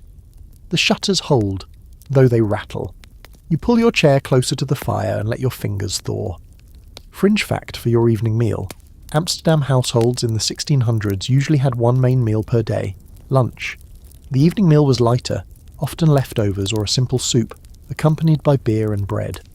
Families clustered around the hearth not just for warmth, but for light. Oil was expensive, so was time.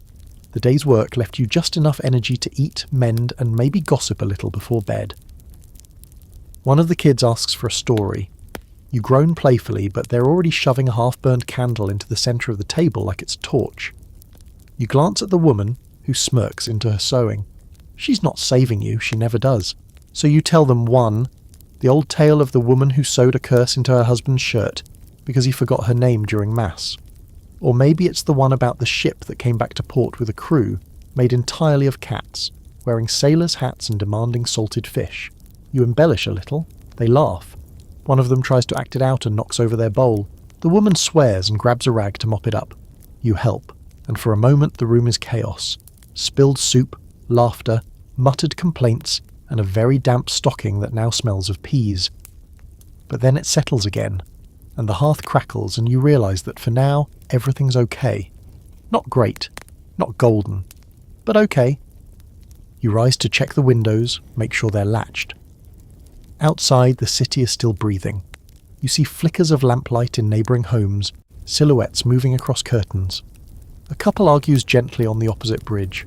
A cat slinks along the edge of the canal, tail flicking. A barge passes slowly, lantern swinging, casting a long golden streak across the water. Inside, the fire dims and the children begin to nod off, heads drooping onto folded arms. You drape a shawl over one and scoop up the other, carrying them to their corner bed. The woman tucks in blankets without a word, lips pressed together in the way she always does when pretending she's not smiling. You sit again, letting the warmth of the hearth soak into your knees. The woman breaks the silence. "Council's raising the wood tax again," she says flatly. You grunt. "Of course they are." Another pause. "Plague's near the Norder marked." You nod. You already saw the red X. She doesn't say more. She doesn't need to. You sit there a while longer, the two of you, shoulders hunched, hands idle. Not quite speaking, not quite silent, just existing in the same small square of light against the night. Eventually the fire burns low. The candle gutters. The woman rises, stretches, and leaves the room with a small sigh. You stay a moment more, watching the embers. watching the city through the window. The rain has stopped. The street outside is slick and shining. The water in the canal reflects the stars, or at least something close enough to pass for them. You stand, stretch, and begin to blow out the lamps. One by one, the room darkens, until only the faintest red glow remains in the hearth. You gather your cloak from the peg, feel how dry it is now, and drape it over the chair.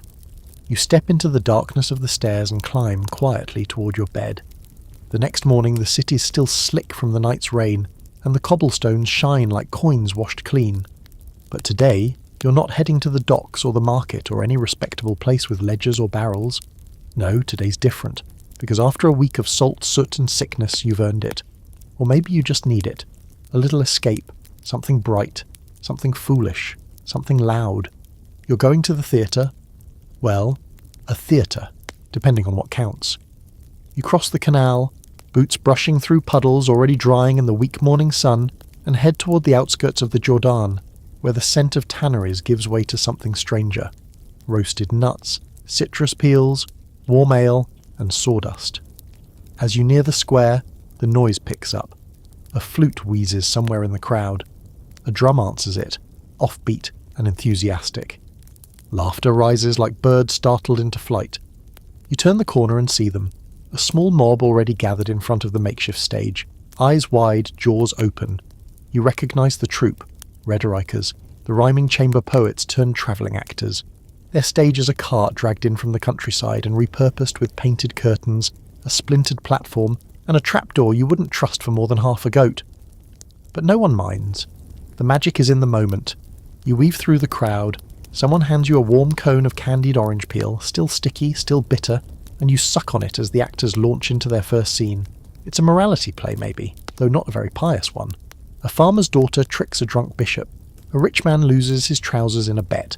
A demon appears with a puppet on a stick and demands back taxes. The crowd howls. The puppeteer grins. You catch yourself laughing too, mouthful of citrus and sarcasm.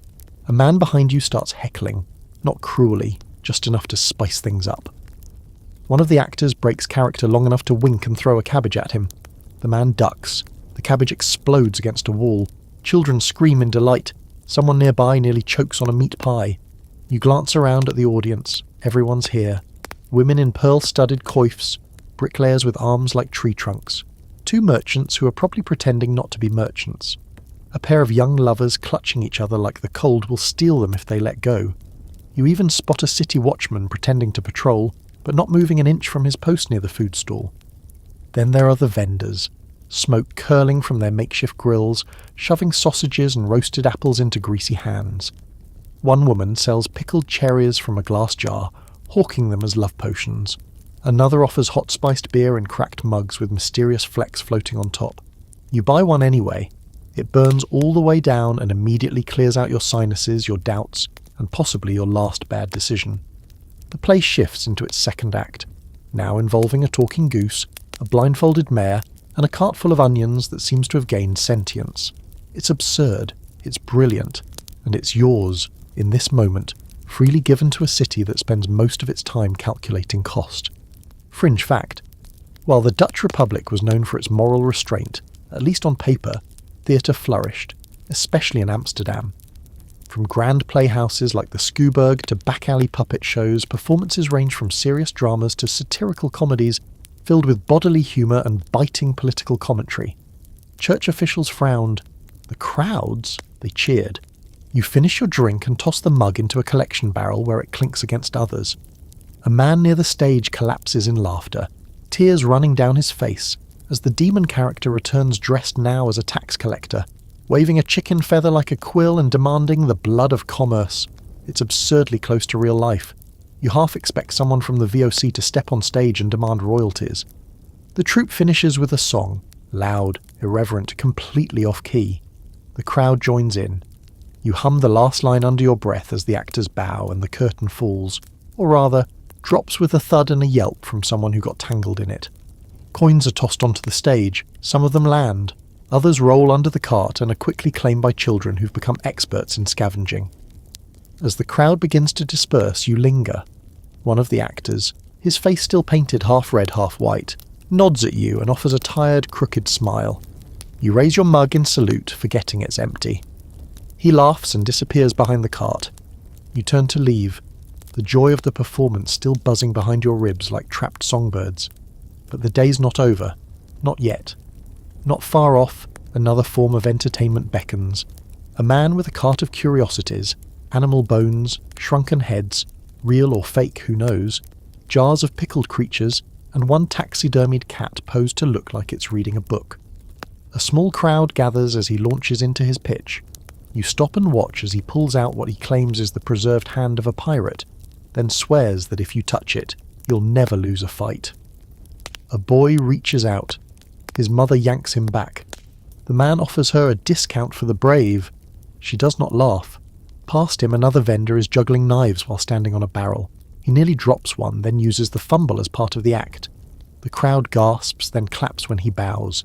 He moves on to torches next. You watch the flames spin through the air, barely contained, barely safe. Just like everything in this city. You walk a little more, hands in your pockets now, warm from the beer and the laughter. The buildings seem taller today, like they're stretching upward in admiration of the human madness below. You pass a street musician playing a sad tune on a hurdy-gurdy, hat on the ground, coins glinting inside.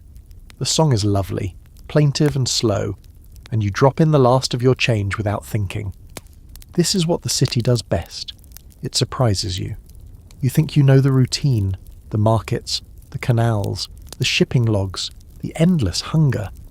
But then it opens a door you didn't see, pulls you into a world of puppets and pickled cherries, and reminds you that life isn't just about surviving.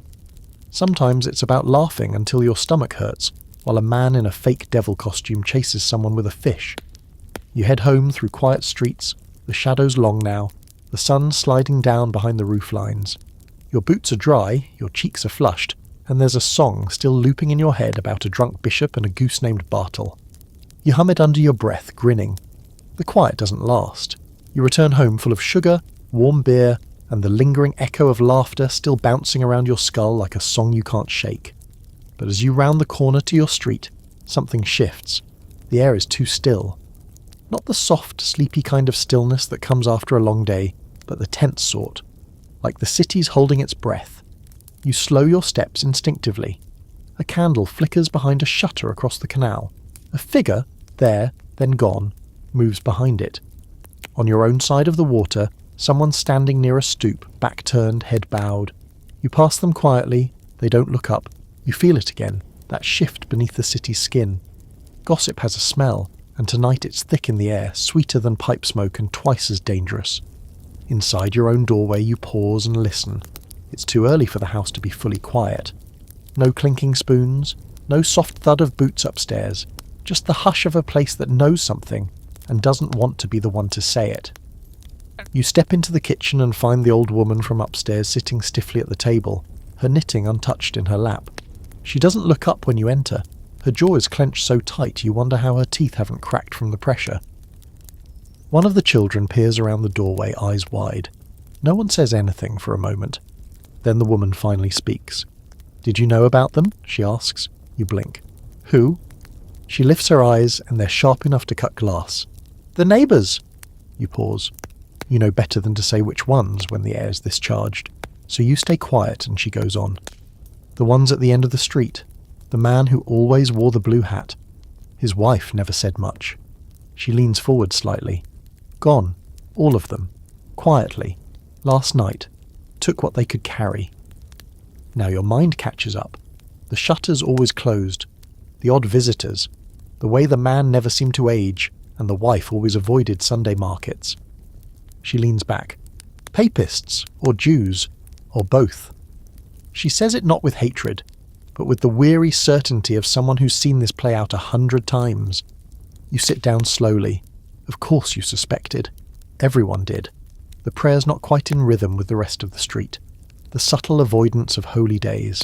The whisper of a book hidden beneath the floorboards. But no one ever said anything. Not until now. Not until they were gone. Fringe fact. Amsterdam in the 1600s was paradoxically both a haven for refugees and a city constantly on edge about religion. Sephardic Jews fleeing the Inquisition found shelter here, provided they worshipped discreetly. Catholics, officially illegal, still practiced in secret hidden churches, sometimes right next door to devout Calvinists. Tolerance was a performance as much as a policy. You stand and move toward the front window. Outside, nothing looks different. The same water in the canal, the same cat slinking along the railing, but you notice it now, that the curtains at the neighbour's house are drawn tighter than usual, that the door is bolted from the inside when it never used to be, that someone has scrawled something in chalk near the stoop. It's already smudged by the rain, but you know what it was. A mark, a message, not official, worse, personal. Back at the table, the woman mutters something under her breath. A prayer, maybe, or a warning. You're not sure anymore. You sit back down and push your fingers through your hair. Do you think they'll be back, you ask? She shakes her head. Not unless they're fools. You spend the rest of the evening listening, not for footsteps on the stairs, but for murmurs through the walls, because the walls in this city are thin, and secrets echo louder than boots. You catch pieces, someone arguing behind the bakery, a man saying we should have known, a woman crying and trying not to. And then you hear something else, a low, breathy tune, a song. It's coming from 2 houses over, a voice singing softly, mournfully. Not Dutch, not French, something older. You don't understand the words, but the ache in them is clear. It's not a hymn, it's a goodbye. You let it wrap around you like smoke. Later you sit near the hearth, the fire low, and find yourself staring at the brick above the mantel. There's a small cross etched into the mortar, so faint you've never noticed it before. Or maybe it was never there until tonight. Either way, you touch it lightly and wonder how many other marks you've missed. How many other lives have passed through these rooms under different names, different prayers, different flags of safety. The city is layered like that. One home might be 5 stories high, but inside it holds 20 lives, each one slightly out of step with the other. That's Amsterdam. A place where you can vanish in plain sight if you know how to move quietly, and if your neighbours are more interested in tulip prices than doctrine. But it never lasts. Not forever. You stand and move to the window again. The house at the end of the street is completely dark now. No lamp, no movement. Just the outline of empty space where life once stood. You hear a voice from upstairs, one of the children asking if they're coming back. You don't answer. Not because you don't know, but because saying no feels like agreeing with it. You return to the table. The old woman is still there, now sipping a mug of tea that's long gone cold. You sit beside her, neither of you speaking, just watching the candle burn low, watching the wax pool and harden and crack, like everything else that gets left behind in silence. Eventually you murmur, "We should check the stoop tomorrow, in case they left something." She nods. "Books, or letters, or food," you say, "something small." "Or a name," she replies softly, "so they're not forgotten." You both sit there, staring at the flame, knowing full well that names are only safe in whispers now. Loud ones get people noticed. Loud ones get doors kicked in before dawn. But whispers survive. Morning comes grey and slow, dragging itself over the rooftops like a tired cat unwilling to get up. You rub sleep from your eyes, blink against the watery light leaking through the shutters, and listen. No church bells yet, just the creak of the beams above your bed, the muffled clatter of hooves in the street below, and the familiar chorus of a city rising. Buckets clank, doors slam. Somewhere, a gull lets out an indignant screech, as if it too didn't ask to be awake. You swing your legs over the edge of the bed and stretch, your joints clicking like old drawer hinges. The air is cold and damp, always damp, but tolerable. You dress in layers, as usual, linen, wool, and then the heavy outer coat that makes you feel a bit like you're wearing a rug with ambitions. Downstairs, the fire is already going. The woman has been up for hours, as always, already 3 steps into the day before the rest of the house can form coherent sentences. She hands you a crust of bread and a nod. You return both. Today, you're not staying in the neighbourhood. You've got business near the docks again, not for fish or freight, but for something more personal. Company. Not the candlelit kind, not the romantic kind. The talk until your throat's raw kind. Because sometimes the city's too loud inside your own head, and the only cure is someone else's story. You walk toward the Newmarkt, that great open square at the city's heart, where stalls are just being assembled, where the air smells of smoked eel, coal dust and fresh-cut vegetables. But you're not stopping here. You're aiming for a side street, one most people don't pay attention to because it looks like it's going nowhere. And in some ways, it does. But at the far end of that alley is a house with no sign, a door with no knocker, and a window always slightly open no matter the weather. You knock twice, then once more. The door opens. Inside, it's warmer than you'd expect and smells like ink, salt and garlic. It's a strange mix, but oddly comforting. A heavy-set man greets you with a smile that folds his entire face into laughter lines. His beard is greying, his sleeves rolled up, and he has ink on one cheek like he wiped it there in a dream. You call him Isaac. He's not from here. Not originally. He ushers you inside. The room is small, cluttered, and impossibly cosy. Books in every language stacked in unstable towers, maps tacked to the walls, a globe with a deep gash across Africa where someone's child dropped it years ago. A pot of something fragrant simmers on the hearth. You sit down on the cushion he always offers, and he pours 2 mugs of tea that taste like oranges and cardamom. Isaac is a Sephardic Jew from Portugal, one of many who fled the Inquisition years ago. His story is older than most of the buildings in this district. When he tells it, and sometimes he does, when the mood strikes, you can feel the weight of ships, the creak of hidden compartments, the cold silence of praying with no words. He speaks 5 languages, none of them loudly. He can quote scripture, translate poetry, and sell you silk with the same calm voice. But today, he's not in a storytelling mood. Today, he wants to listen. So, you talk. About the weather, yes, but also about the neighbours, about the disappearing family, about the city's moods, which change faster than a pickpocket's hands. Isaac listens, nods, and finally says, "It's not just the city, it's the season. People retreat in winter, not just from cold, but from each other." You ask him if he's ever thought of leaving. He chuckles. And go where? Amsterdam may frown, but it rarely bites. Other cities smile, then arrest you. He gestures toward the window where the sky has turned the colour of pewter. Besides, it's not just the laws, it's the people. You can hide here, but you can also be seen if you want to. You finish your tea and help him rearrange a stack of pamphlets. He's been writing again, you see. Translations of Hebrew texts into Dutch, which isn't exactly illegal, but isn't exactly encouraged either. You help him sort the pages, careful not to smudge the still wet ink. One of them is a poem about exile. Another is a treatise on mercy. He shrugs when you ask why he keeps writing them. Because silence tastes like ash, he says. Before you leave, he presses a pouch into your hand. Spices, he says. From home. Use them. Don't hoard them. Life's too short for bland food. You thank him, and he smiles again, tired this time, but genuine. As you step back into the street, the wind picks up and slices through your coat like a jealous blade. You tuck the pouch into your pocket and turn east, toward the edge of the neighbourhood. You pass a row of houses, some shuttered, some open, all quiet. One has a star carved above the door. Another has the word vreemd, stranger, scratched into the wood. You don't know who did it, but you know what it means. At the next corner, a cobbler is working outside his shop, squinting through thick glasses as he hammers a sole into place. You nod. He nods back.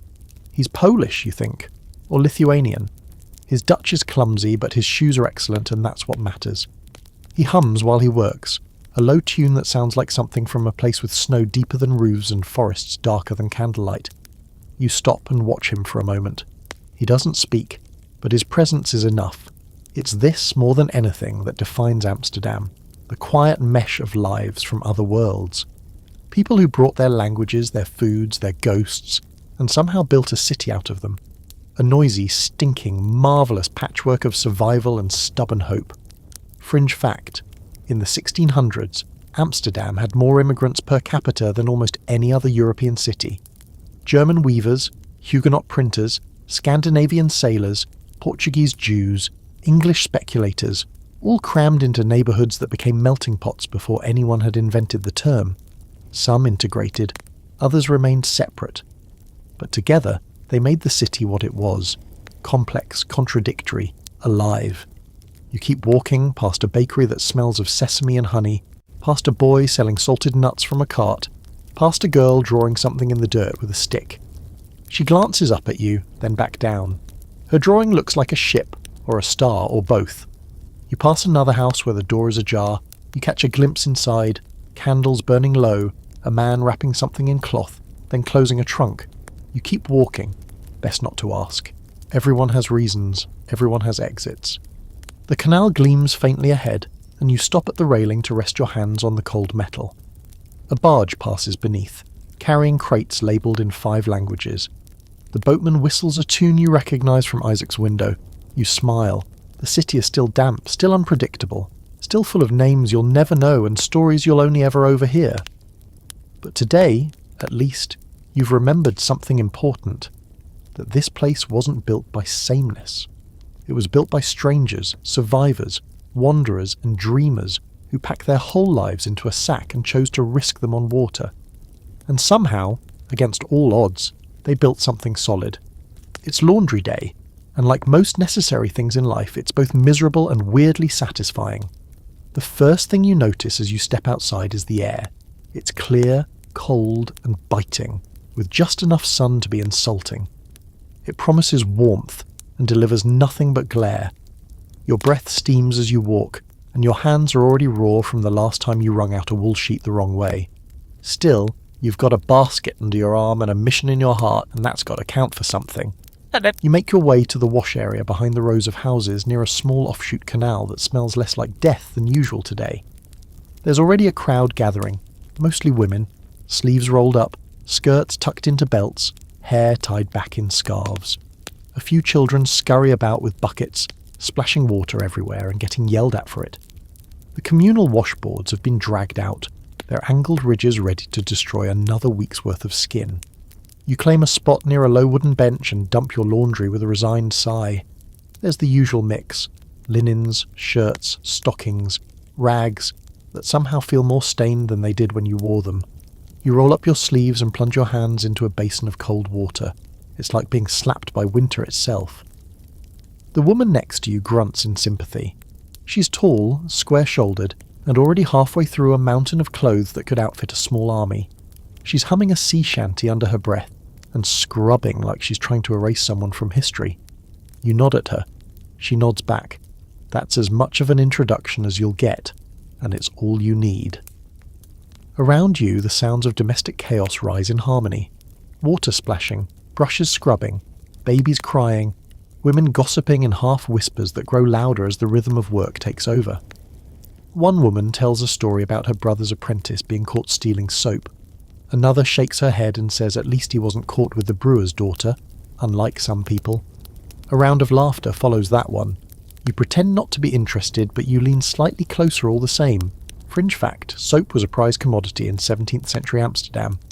Imported Castile soap was considered fancy, while locally made soaps range from passable to barely functional blocks of stinking lard and lye. Most families rationed it carefully. Scrubbing clothes without soap was common, but scrubbing with it? That was a statement. A social flex even. If you could afford to soap your underthings, you were doing just fine. Your knuckles sting as you scrub a particularly stubborn shirt. The water's gone grey from the collective efforts of the wash crew, but you're too far in now to care. Someone behind you yells at a child to stop drinking from the bucket, and another woman swears as her sheet falls off the line into the mud. A few others offer half-hearted sympathy, but no one stops working. Laundry waits for no one. You glance around and realise how much this ritual matters. Not the cleanliness necessarily, but the gathering. It's one of the few times people are allowed to just be together without ceremony. No church, no guild rules, no council forms, just backs bent over fabric and mouths full of stories. Next to you, the tall woman starts talking. She doesn't look at you as she speaks, just keeps scrubbing. Heard the council's raising water access taxes again? You grunt. They'll charge us for breathing next. They already do, she mutters. That's what the hearth tax is. You both snort, and it's enough to thaw the space between you. She asks where you live. You tell her, vaguely. She nods like that explained everything. Then she says she works for a printer, binding pages in the back room, hands always stained with ink even on Sundays. She lifts one palm to show you. She's right. Her fingers look like she's been dipping them in soot. The talk shifts, as it always does, to the disappearances. Someone down the way brings up the family who vanished last week. Someone else mentions the quiet shop that stayed locked up since Thursday. The laughter dies down a little, eyes shift. Scrubbing slows. But no one says what everyone's thinking, that people are leaving or being taken, and that you're better off not asking who or why. Then someone breaks the tension by letting go of a soap-covered shirt, which flies through the air and smacks another washer across the chest. A moment of stunned silence follows, then uproarious laughter. The wet-shirted victim retaliates with a bucket splash. It turns into a minor war. For a few glorious minutes, laundry is abandoned in favour of chaos. You duck just in time to avoid catching a handful of wet socks to the face. Eventually the battle dies down. The woman beside you grins, teeth crooked but honest. "Better than church," she says. You agree. After a couple of hours, your fingers have gone numb, your shoulders ache, and your laundry is clean, or at least less filthy than before. You wring out a sheet, hands shaking from the cold, and carry it over to a line strung between two crooked trees. Clothespins are at a premium, so you share yours with the woman beside you. She nods in thanks. You step back and look at the fluttering rows of linens, shirts, and undergarments, waving like surrender flags in the weak sunlight. It's strangely beautiful. The contrast of white fabric against the dull winter sky, the smell of soap and river water, the low hum of conversation. It's proof that something can be wrung out, dried, and used again. You linger for a moment longer before gathering your things. The wind picks up, tugging at your drying clothes, and you say a silent prayer that they'll stay put until they're done. You load the wet ones into your basket, shoulders burning with the weight, and nod farewell to the other women. The tall one raises a hand in salute. As you walk back toward your street, your arms aching and your hands raw, you realise you feel lighter somehow. Not physically, your spine would disagree, but inside. Like something heavy got aired out along with the linens. On the way home you pass a cart selling hot root vegetable pies. You buy one, balancing it on top of the laundry, and bite into the flaky crust. It's steaming, peppery, a little sweet. It tastes like defiance. Like, yes, the taxes are rising, and the rumours are spreading, and the water is freezing, but here you are, still standing, still scrubbing, still feeding yourself something warm. When you reach your house, you lean against the door for a second before pushing it open with your hip. The woman is inside, stirring something in the pot. She glances at you, eyes flicking to the laundry, then back to the pot. "It dry?" You shake your head. "Tomorrow." She grunts. "Everything's tomorrow now." You set down the basket and stretch your back. Then you take a piece of clean cloth, a towel, maybe, or a shirt with only one hole, and toss it over her shoulder. She catches it, smirks, and keeps stirring. And for the first time all day, you smile without effort. The smell of something sour wakes you the next morning, sharp and rank like spoiled milk with an attitude. You sit up in bed, nose wrinkling, and immediately know what it is. You've smelled it before. Everyone in Amsterdam has eventually. It's the unmistakable stench of a burst chamber pot. You shuffle downstairs, feet dragging, and sure enough, the boy who rents the attic room is standing in the hallway with an empty pot in his hands and the world's guiltiest face. The puddle near the door confirms it. He opens his mouth to explain, maybe to blame the floorboards or a cursed dream, but you hold up a hand. No, just no. Chamber pots are a necessary evil in a city built on water and too few privies. Most people dump theirs into the canal. Some use the alleys. Others wait for night and toss it out the window with a warning yell. Garde l'eau. That's French for added flair. Or maybe because yelling, "Look out for the pee" in Dutch just isn't as theatrical. After the mess is cleaned, mostly with vinegar and dignity, you step outside desperate for air that isn't fermented shame. The sun's out, which feels personal, like the sky's mocking your mourning. You decide to walk it off and head toward the single canal, your favourite stretch of water, when you need to remember that, yes, this city is ridiculous, but it's also beautiful in a way that creeps up on you. The single is wide, smooth, and lined with trees that look skeletal now in winter. Black fingers against a pale sky. The water is calm today, a sheet of grey glass, and you stop at the edge, leaning on the rail. Reflected in the canal is the row of houses across the way, all crooked and leaning slightly forward, like they're eavesdropping on your thoughts. A barge floats by carrying barrels, its boatman smoking a pipe and steering with one foot propped casually on the tiller. You nod. He nods. That's how conversations work here when words aren't required. Behind you a small dog barks as it chases a pigeon and loses. You don't know who owns it. Maybe no one. Maybe the dog owns the street. You walk along the canal's edge, passing under a bridge where two lovers are arguing. Not loudly, but with enough dramatic gesturing to suggest they've read too much bad poetry. You catch only a few words. Letters, late, You promised. The usual. You keep walking. Further along, you reach one of the city's most peculiar landmarks, the house with the narrowest facade. Barely wider than a closet, it clings to its neighbours like a nervous sibling. You stare at it, imagining what life must be like inside. Beds stacked like spoons, a staircase so steep it's more ladder than stairs, furniture wedged in at angles that defy geometry. Fringe fact, the narrow houses weren't just for show. Amsterdam taxed properties based on the width of their canal-facing fronts, not their overall size. So people got clever. Tall, deep houses with the thinnest possible facades. The result? A skyline that looks like a game of architectural Tetris about to collapse at any moment. As you admire the crooked beauty of it all, someone calls your name. You turn and see a woman you recognise from the market, Katrine, the one who sells ribbons and sometimes illegal dice. She walks like she owns the street and smells faintly of lavender, ash and secrets. You look like you've just buried a friend, she says, falling into step beside you. Worse, you reply, I buried a chamber pot. She winces in sympathy. Say no more. Together, you stroll the canal path, passing shop fronts just opening their shutters. A bookseller is sweeping the steps. A cat licks itself in the display window like it's been hired to do performance art. A hat maker arranges a row of ridiculous feathered monstrosities that look like they could take flight without a wearer. You and Katrine trade updates. She tells you that 2 new constables have been posted at the bridge, supposedly to prevent smugglers. You raise an eyebrow. Everyone knows the smugglers are the constables, or at least drink with them. She also mentions a pamphlet circulating through the taverns. Something political, maybe satirical, definitely offensive. You make a mental note to find a copy.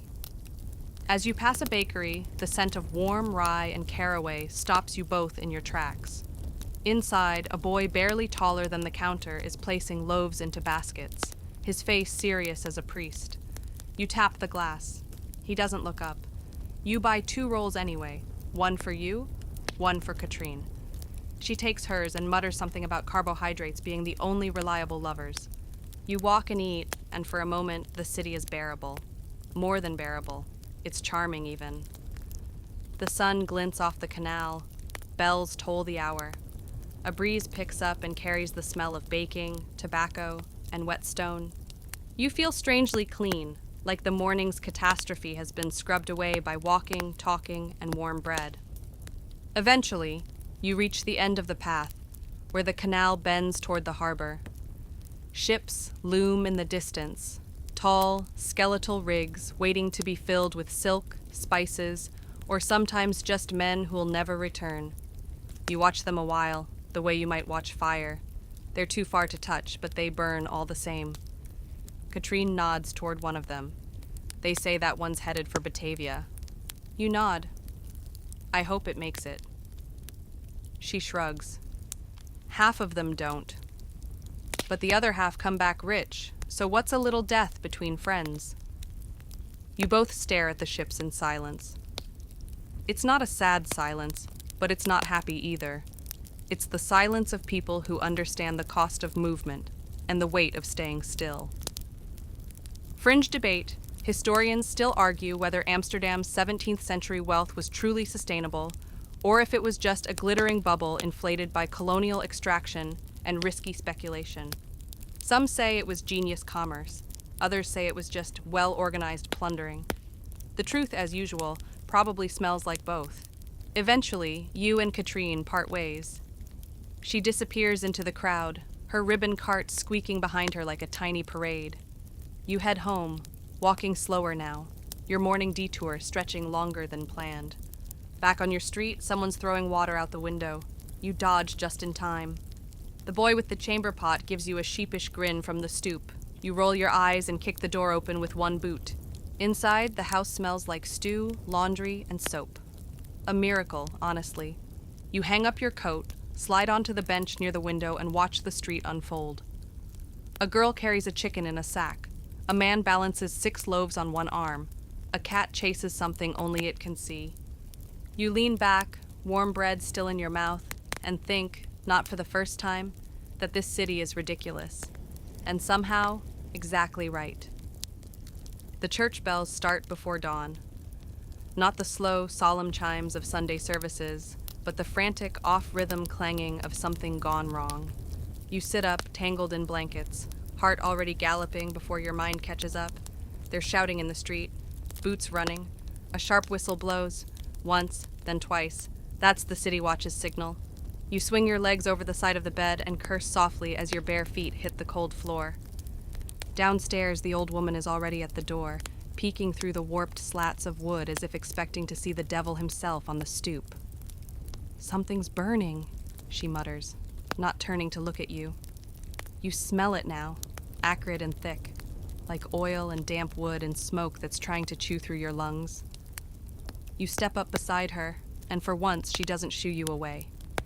You push the door open, and the city greets you in chaos. The fire's not on your street, but it's close enough. You can see the sky glowing orange behind the rooftops, a sick, pulsing light that flickers through the cracks between houses. The smoke moves low, hugging the street like it knows its way around. Somewhere in the distance, someone's screaming, not in panic, but pure rage. You throw on your coat, boots half-laced, and head toward the commotion. Others are doing the same, neighbors clutching buckets, shawls over their faces, eyes wide and wet in the cold. At the corner, a woman grabs your arm and points. "It's the rope maker's house, the big one near the tannery." Then she's gone, swallowed up by smoke and urgency. You break into a jog, weaving through the crowd, breath catching in your throat from more than just exertion. Around the next corner, the fire becomes real, a towering inferno clawing through the second floor of a long, narrow building with smoke pouring from every window like it's trying to escape. Flames lick the roof tiles, and sparks shoot upward, disappearing into the gray morning. A line has already formed from the canal to the house.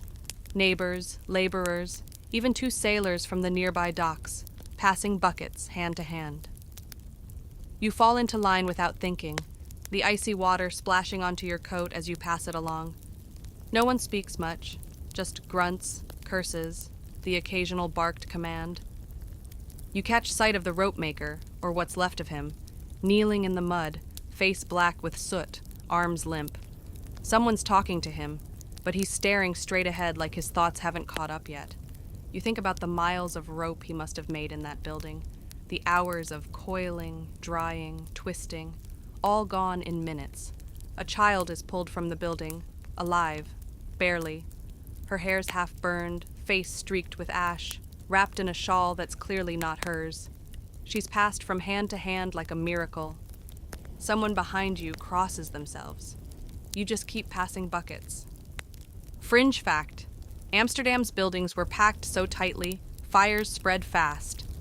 And with most homes made of wood, coated in tar, or stuffed with flammable things like textiles and rope, it didn't take much to ignite a disaster. Official fire brigades existed, but mostly it was neighbors saving neighbors, or watching them burn. Eventually, the flames shrink back. The bucket line slows. The roof collapses inward with a horrible crack, and a wave of smoke washes over the street like a final exhale. You step back, coughing, eyes streaming, and look around.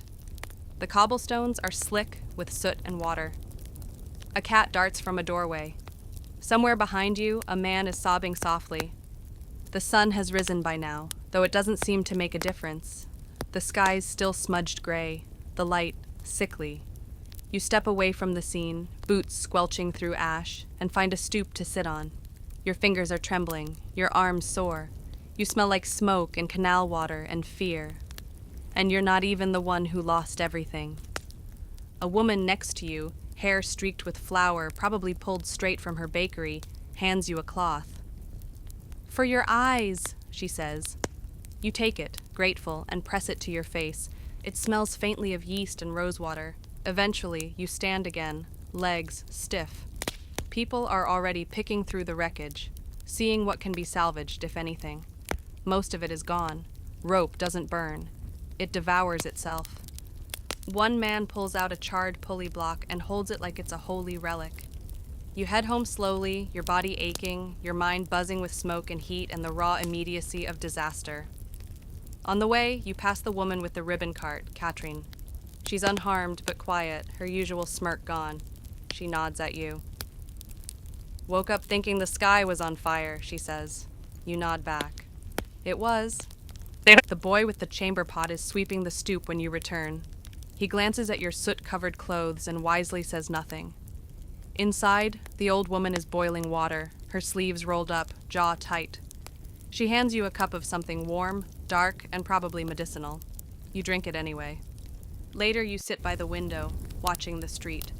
The wind has changed, and the smoke is drifting elsewhere now, toward the docks, perhaps, or across the rooftops into another quarter. The world continues.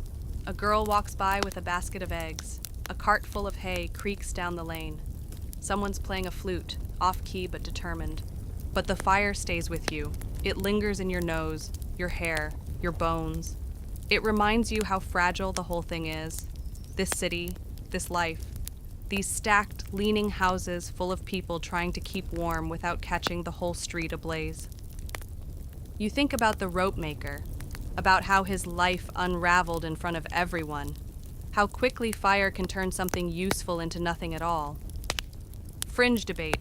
Historians still argue whether 17th century Amsterdam's urban planning helped prevent widespread destruction or just delayed the inevitable. Some claim the canals acted as fire breaks. Others say the city was one gust of wind away from turning into a floating funeral pyre. The truth probably lives in the soot lines on your coat. As night falls, the church bells ring again, this time solemn and slow. A death toll, or maybe a warning. You blow out the lamp, pull the blanket tighter around your shoulders, and lie in the dark listening to the city breathe. Outside, someone coughs. Inside, you finally exhale. The days after the fire move differently, slower, heavier, like the whole neighborhood is trudging through molasses. The usual rhythms still tick along, the milk deliveries, the cries of street vendors, the stink of the canal, but it's all muffled, as if someone's laid a blanket over the city, and now everything is too quiet, too damp, and entirely too aware of its own fragility. You find yourself walking back to the ruins more than once.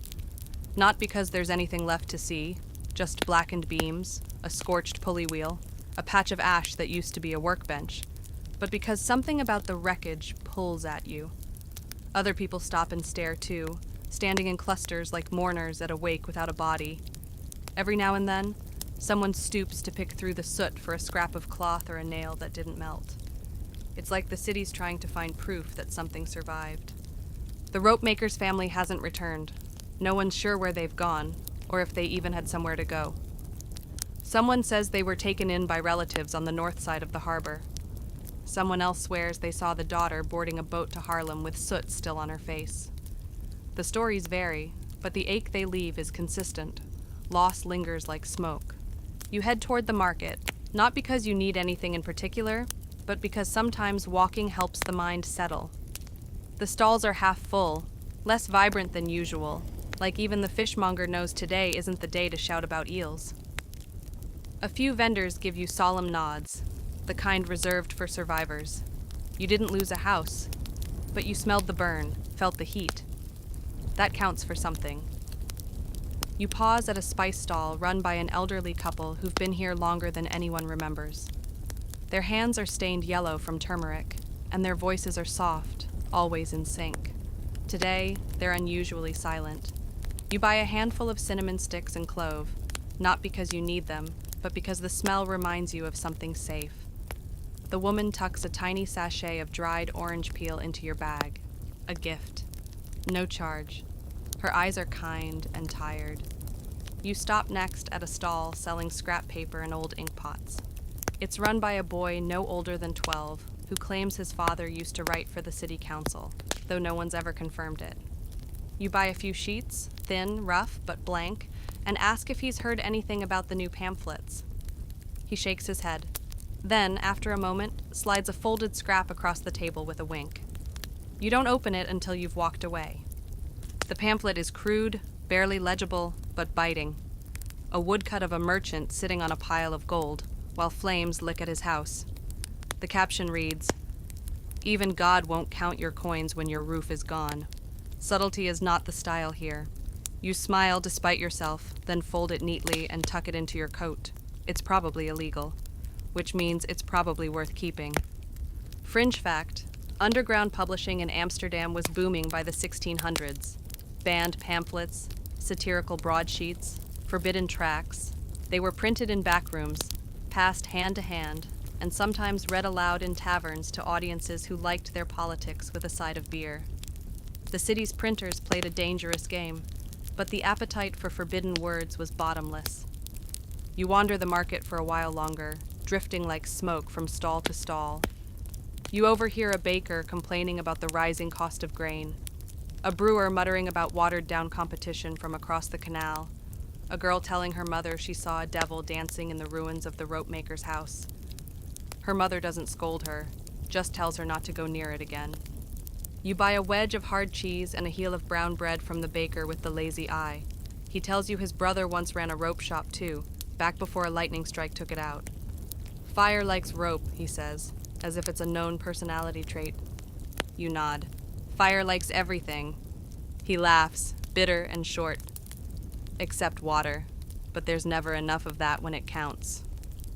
You return home as the sun slips behind the rooftops, casting everything in a soft, slanted gold. The smoke smell has mostly faded from your clothes, but you catch hints of it when the wind shifts. Inside, the woman has set the table with 2 bowls of stew. She doesn't say where she got the meat. You don't ask. You eat in silence for a while, both of you chewing mechanically, heads down. Eventually, she clears her throat. Council's talking about stricter codes. You raise an eyebrow. Now? She shrugs. Too little, too late, but it keeps them busy. You both know the truth. The fire will be talked about for a week, maybe 2. Then it'll be folded into the city's long list of disasters, like the Great Flooding, the Plague Years, the time the bridge collapsed with a full wedding party on it. People will mourn, then joke, then forget. Because forgetting is easier than preparing for it to happen again. Later that night, you can't sleep. You sit by the window, watching the moon shimmer in the canal. You pull out the pamphlet again, fingers tracing the outline of the crude illustration. It's funny, in a sharp, painful way, but there's something more. A warning, maybe, or a reminder. You light a candle and take one of the blank pages from earlier, set it on the table, and begin to write. Not a poem, not a report, just a list of names, of places, of smells and sounds from the fire. You don't know why you're doing it. Maybe because something needs to be remembered. You write slowly, the ink blotting and smearing where your fingers shake. But you don't stop. Even when the candle burns low and your eyes start to blur, you keep going. Line after line, thought after thought. At some point, you hear the wind change, the faint creak of a shutter, the whistle of air squeezing between bricks, but you keep writing. Because in this city, memories burn faster than wood, and some things deserve to be saved. Morning drips in slowly, like wax from a tired candle. The street outside is still damp, still dark in the corners, but the bells chime 7 times and refuse to be ignored. You sit at the table with a cup of watered-down beer and a cold heel of bread, staring at the page you left unfinished the night before. The ink has bled slightly, just enough to make the last word unreadable. It's fitting. Amsterdam doesn't offer closure, just the next thing to do. You tuck the paper into the pocket of your coat, not because it's important, necessarily, but because it feels like ballast. Something to carry, something to keep you grounded. Then you stand, stretch, and prepare for what might be the most harrowing part of the week, Guild Inspection Day. The city's guilds are not to be trifled with. They are the lifeblood of Amsterdam's economy, its gatekeepers and rule makers, equal parts business and bureaucracy. Whether you stitch leather, grind pigment, or sell fish heads 3 times removed from the sea, if you're working, you're under their watchful eyes. Today, those eyes are visiting your end of town. You head toward the Central District, where the Guild of St. Luke is stationed. Not because you're a painter, but because the Inspector for Miscellaneous Crafts is holding office hours there this week. You pass by a man nailing new wood over his window frame, the one that cracked during the fire. He doesn't look up. He's been hammering since dawn.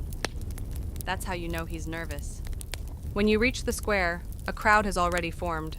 Some people in neat coats holding ledgers, others fidgeting with tools in their aprons. You nod to a girl you recognize from the dye house. Her hands are permanently stained indigo, and her knuckles are raw. She tries to smile, but it comes out crooked. The inspector's assistant emerges from the doorway with a clipboard and a scowl. "Names," he barks. "State your trade and your proof." You murmur your name and occupation, vague enough to cover the various tasks you've done, clear enough not to raise suspicion. You hand over your paperwork. It's creased and slightly damp, but the ink is still legible. The assistant grunts and waves you toward a bench to wait.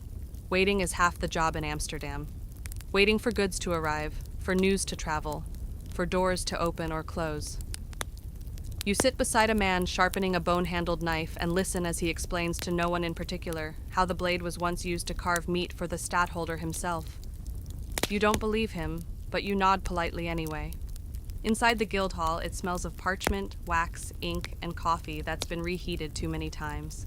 Your turn comes faster than expected, and suddenly you're standing in front of a table where 3 men sit, all of them dressed like their mothers never let them play outside.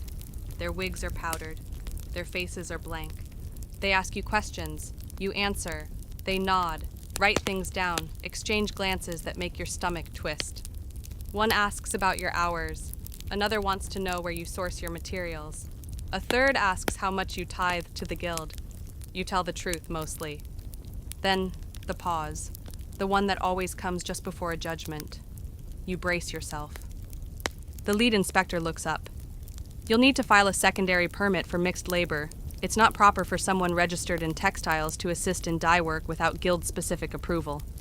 You blink. I wasn't dyeing, I was lifting crates. Same dye house, he replies, as if that answers anything. Fringe fact, guilds in 1600s Amsterdam were notoriously territorial. Many trades overlapped, but if you so much as looked at a task outside your registered skill set, someone would fine you for it. Want to stitch a button on a hat? Better be in the Hatmakers Guild and the tailors. Otherwise, that's illegal needlework. You nod stiffly and accept the paper they hand you, an official warning, neatly folded and sealed in red wax. It feels heavier than it should. You thank them, walk out, and let the door close behind you with a quiet thud. Outside, the square hasn't changed. The same hopeful faces waiting for the same indifferent judgment. You stuff the warning in your coat and walk quickly toward the canal, needing to breathe. At the edge of the water, you sit on a bench and let your shoulders sag. The breeze picks up, tugging at your coat. Across the canal, a woman dumps a bucket from her second-story window. You dodge instinctively. You're learning. It hits you then, how precarious everything is. Not just fire, or plague, or politics, but paperwork, permits, the endless stack of forms that make up the real skeleton of the city. People talk about walls, trade routes, and fleets, but it's the ledgers and stamps that hold the bones together. You lean back and close your eyes for a moment. Somewhere behind you, someone's playing a fiddle. Not well, but earnestly. A song with too many notes. It helps. After a while, you rise and start walking again, this time without direction. You wander through narrow alleys where the sun never quite reaches the ground. Past rows of laundry still dripping from last week's wash. Past a man asleep in a wheelbarrow. Past a group of children making a game out of kicking frozen clumps of horse dung. You end up in the Begijnhof, though you didn't mean to. It's a quiet courtyard, ringed by houses that seem older than the city itself. A haven within the madness. The Begijns here live simple lives, religious, mostly celibate, entirely uninterested in guild regulations. You pass through silently, grateful for the stillness. In the center stands the chapel, and beside it, a tree older than memory. Its bark is twisted, its roots reaching like hands through the soil. You sit at its base and exhale. A young beguine passes by, basket in hand. She doesn't speak, but nods at you with a kind of understanding that doesn't require language. You nod back. The moment passes, but it stays with you longer than it should. Fringe debate. Some historians argue that the Beguines were early feminists, living independently, outside traditional marriage or monastic life. Others insist they were just practical women tired of everyone else's nonsense. Either way, they kept records better than most governments, and they outlived more than one revolution. You stay under the tree until the bells chime again. This time they feel softer, like an apology. You rise, stretch, and walk slowly back home. At your door, the old woman is already waiting. She hands you a bowl of soup and doesn't ask where you've been. You eat it sitting on the stoop, watching the sun stretch long across the rooftops. It's not a good day, but it's not a bad one either.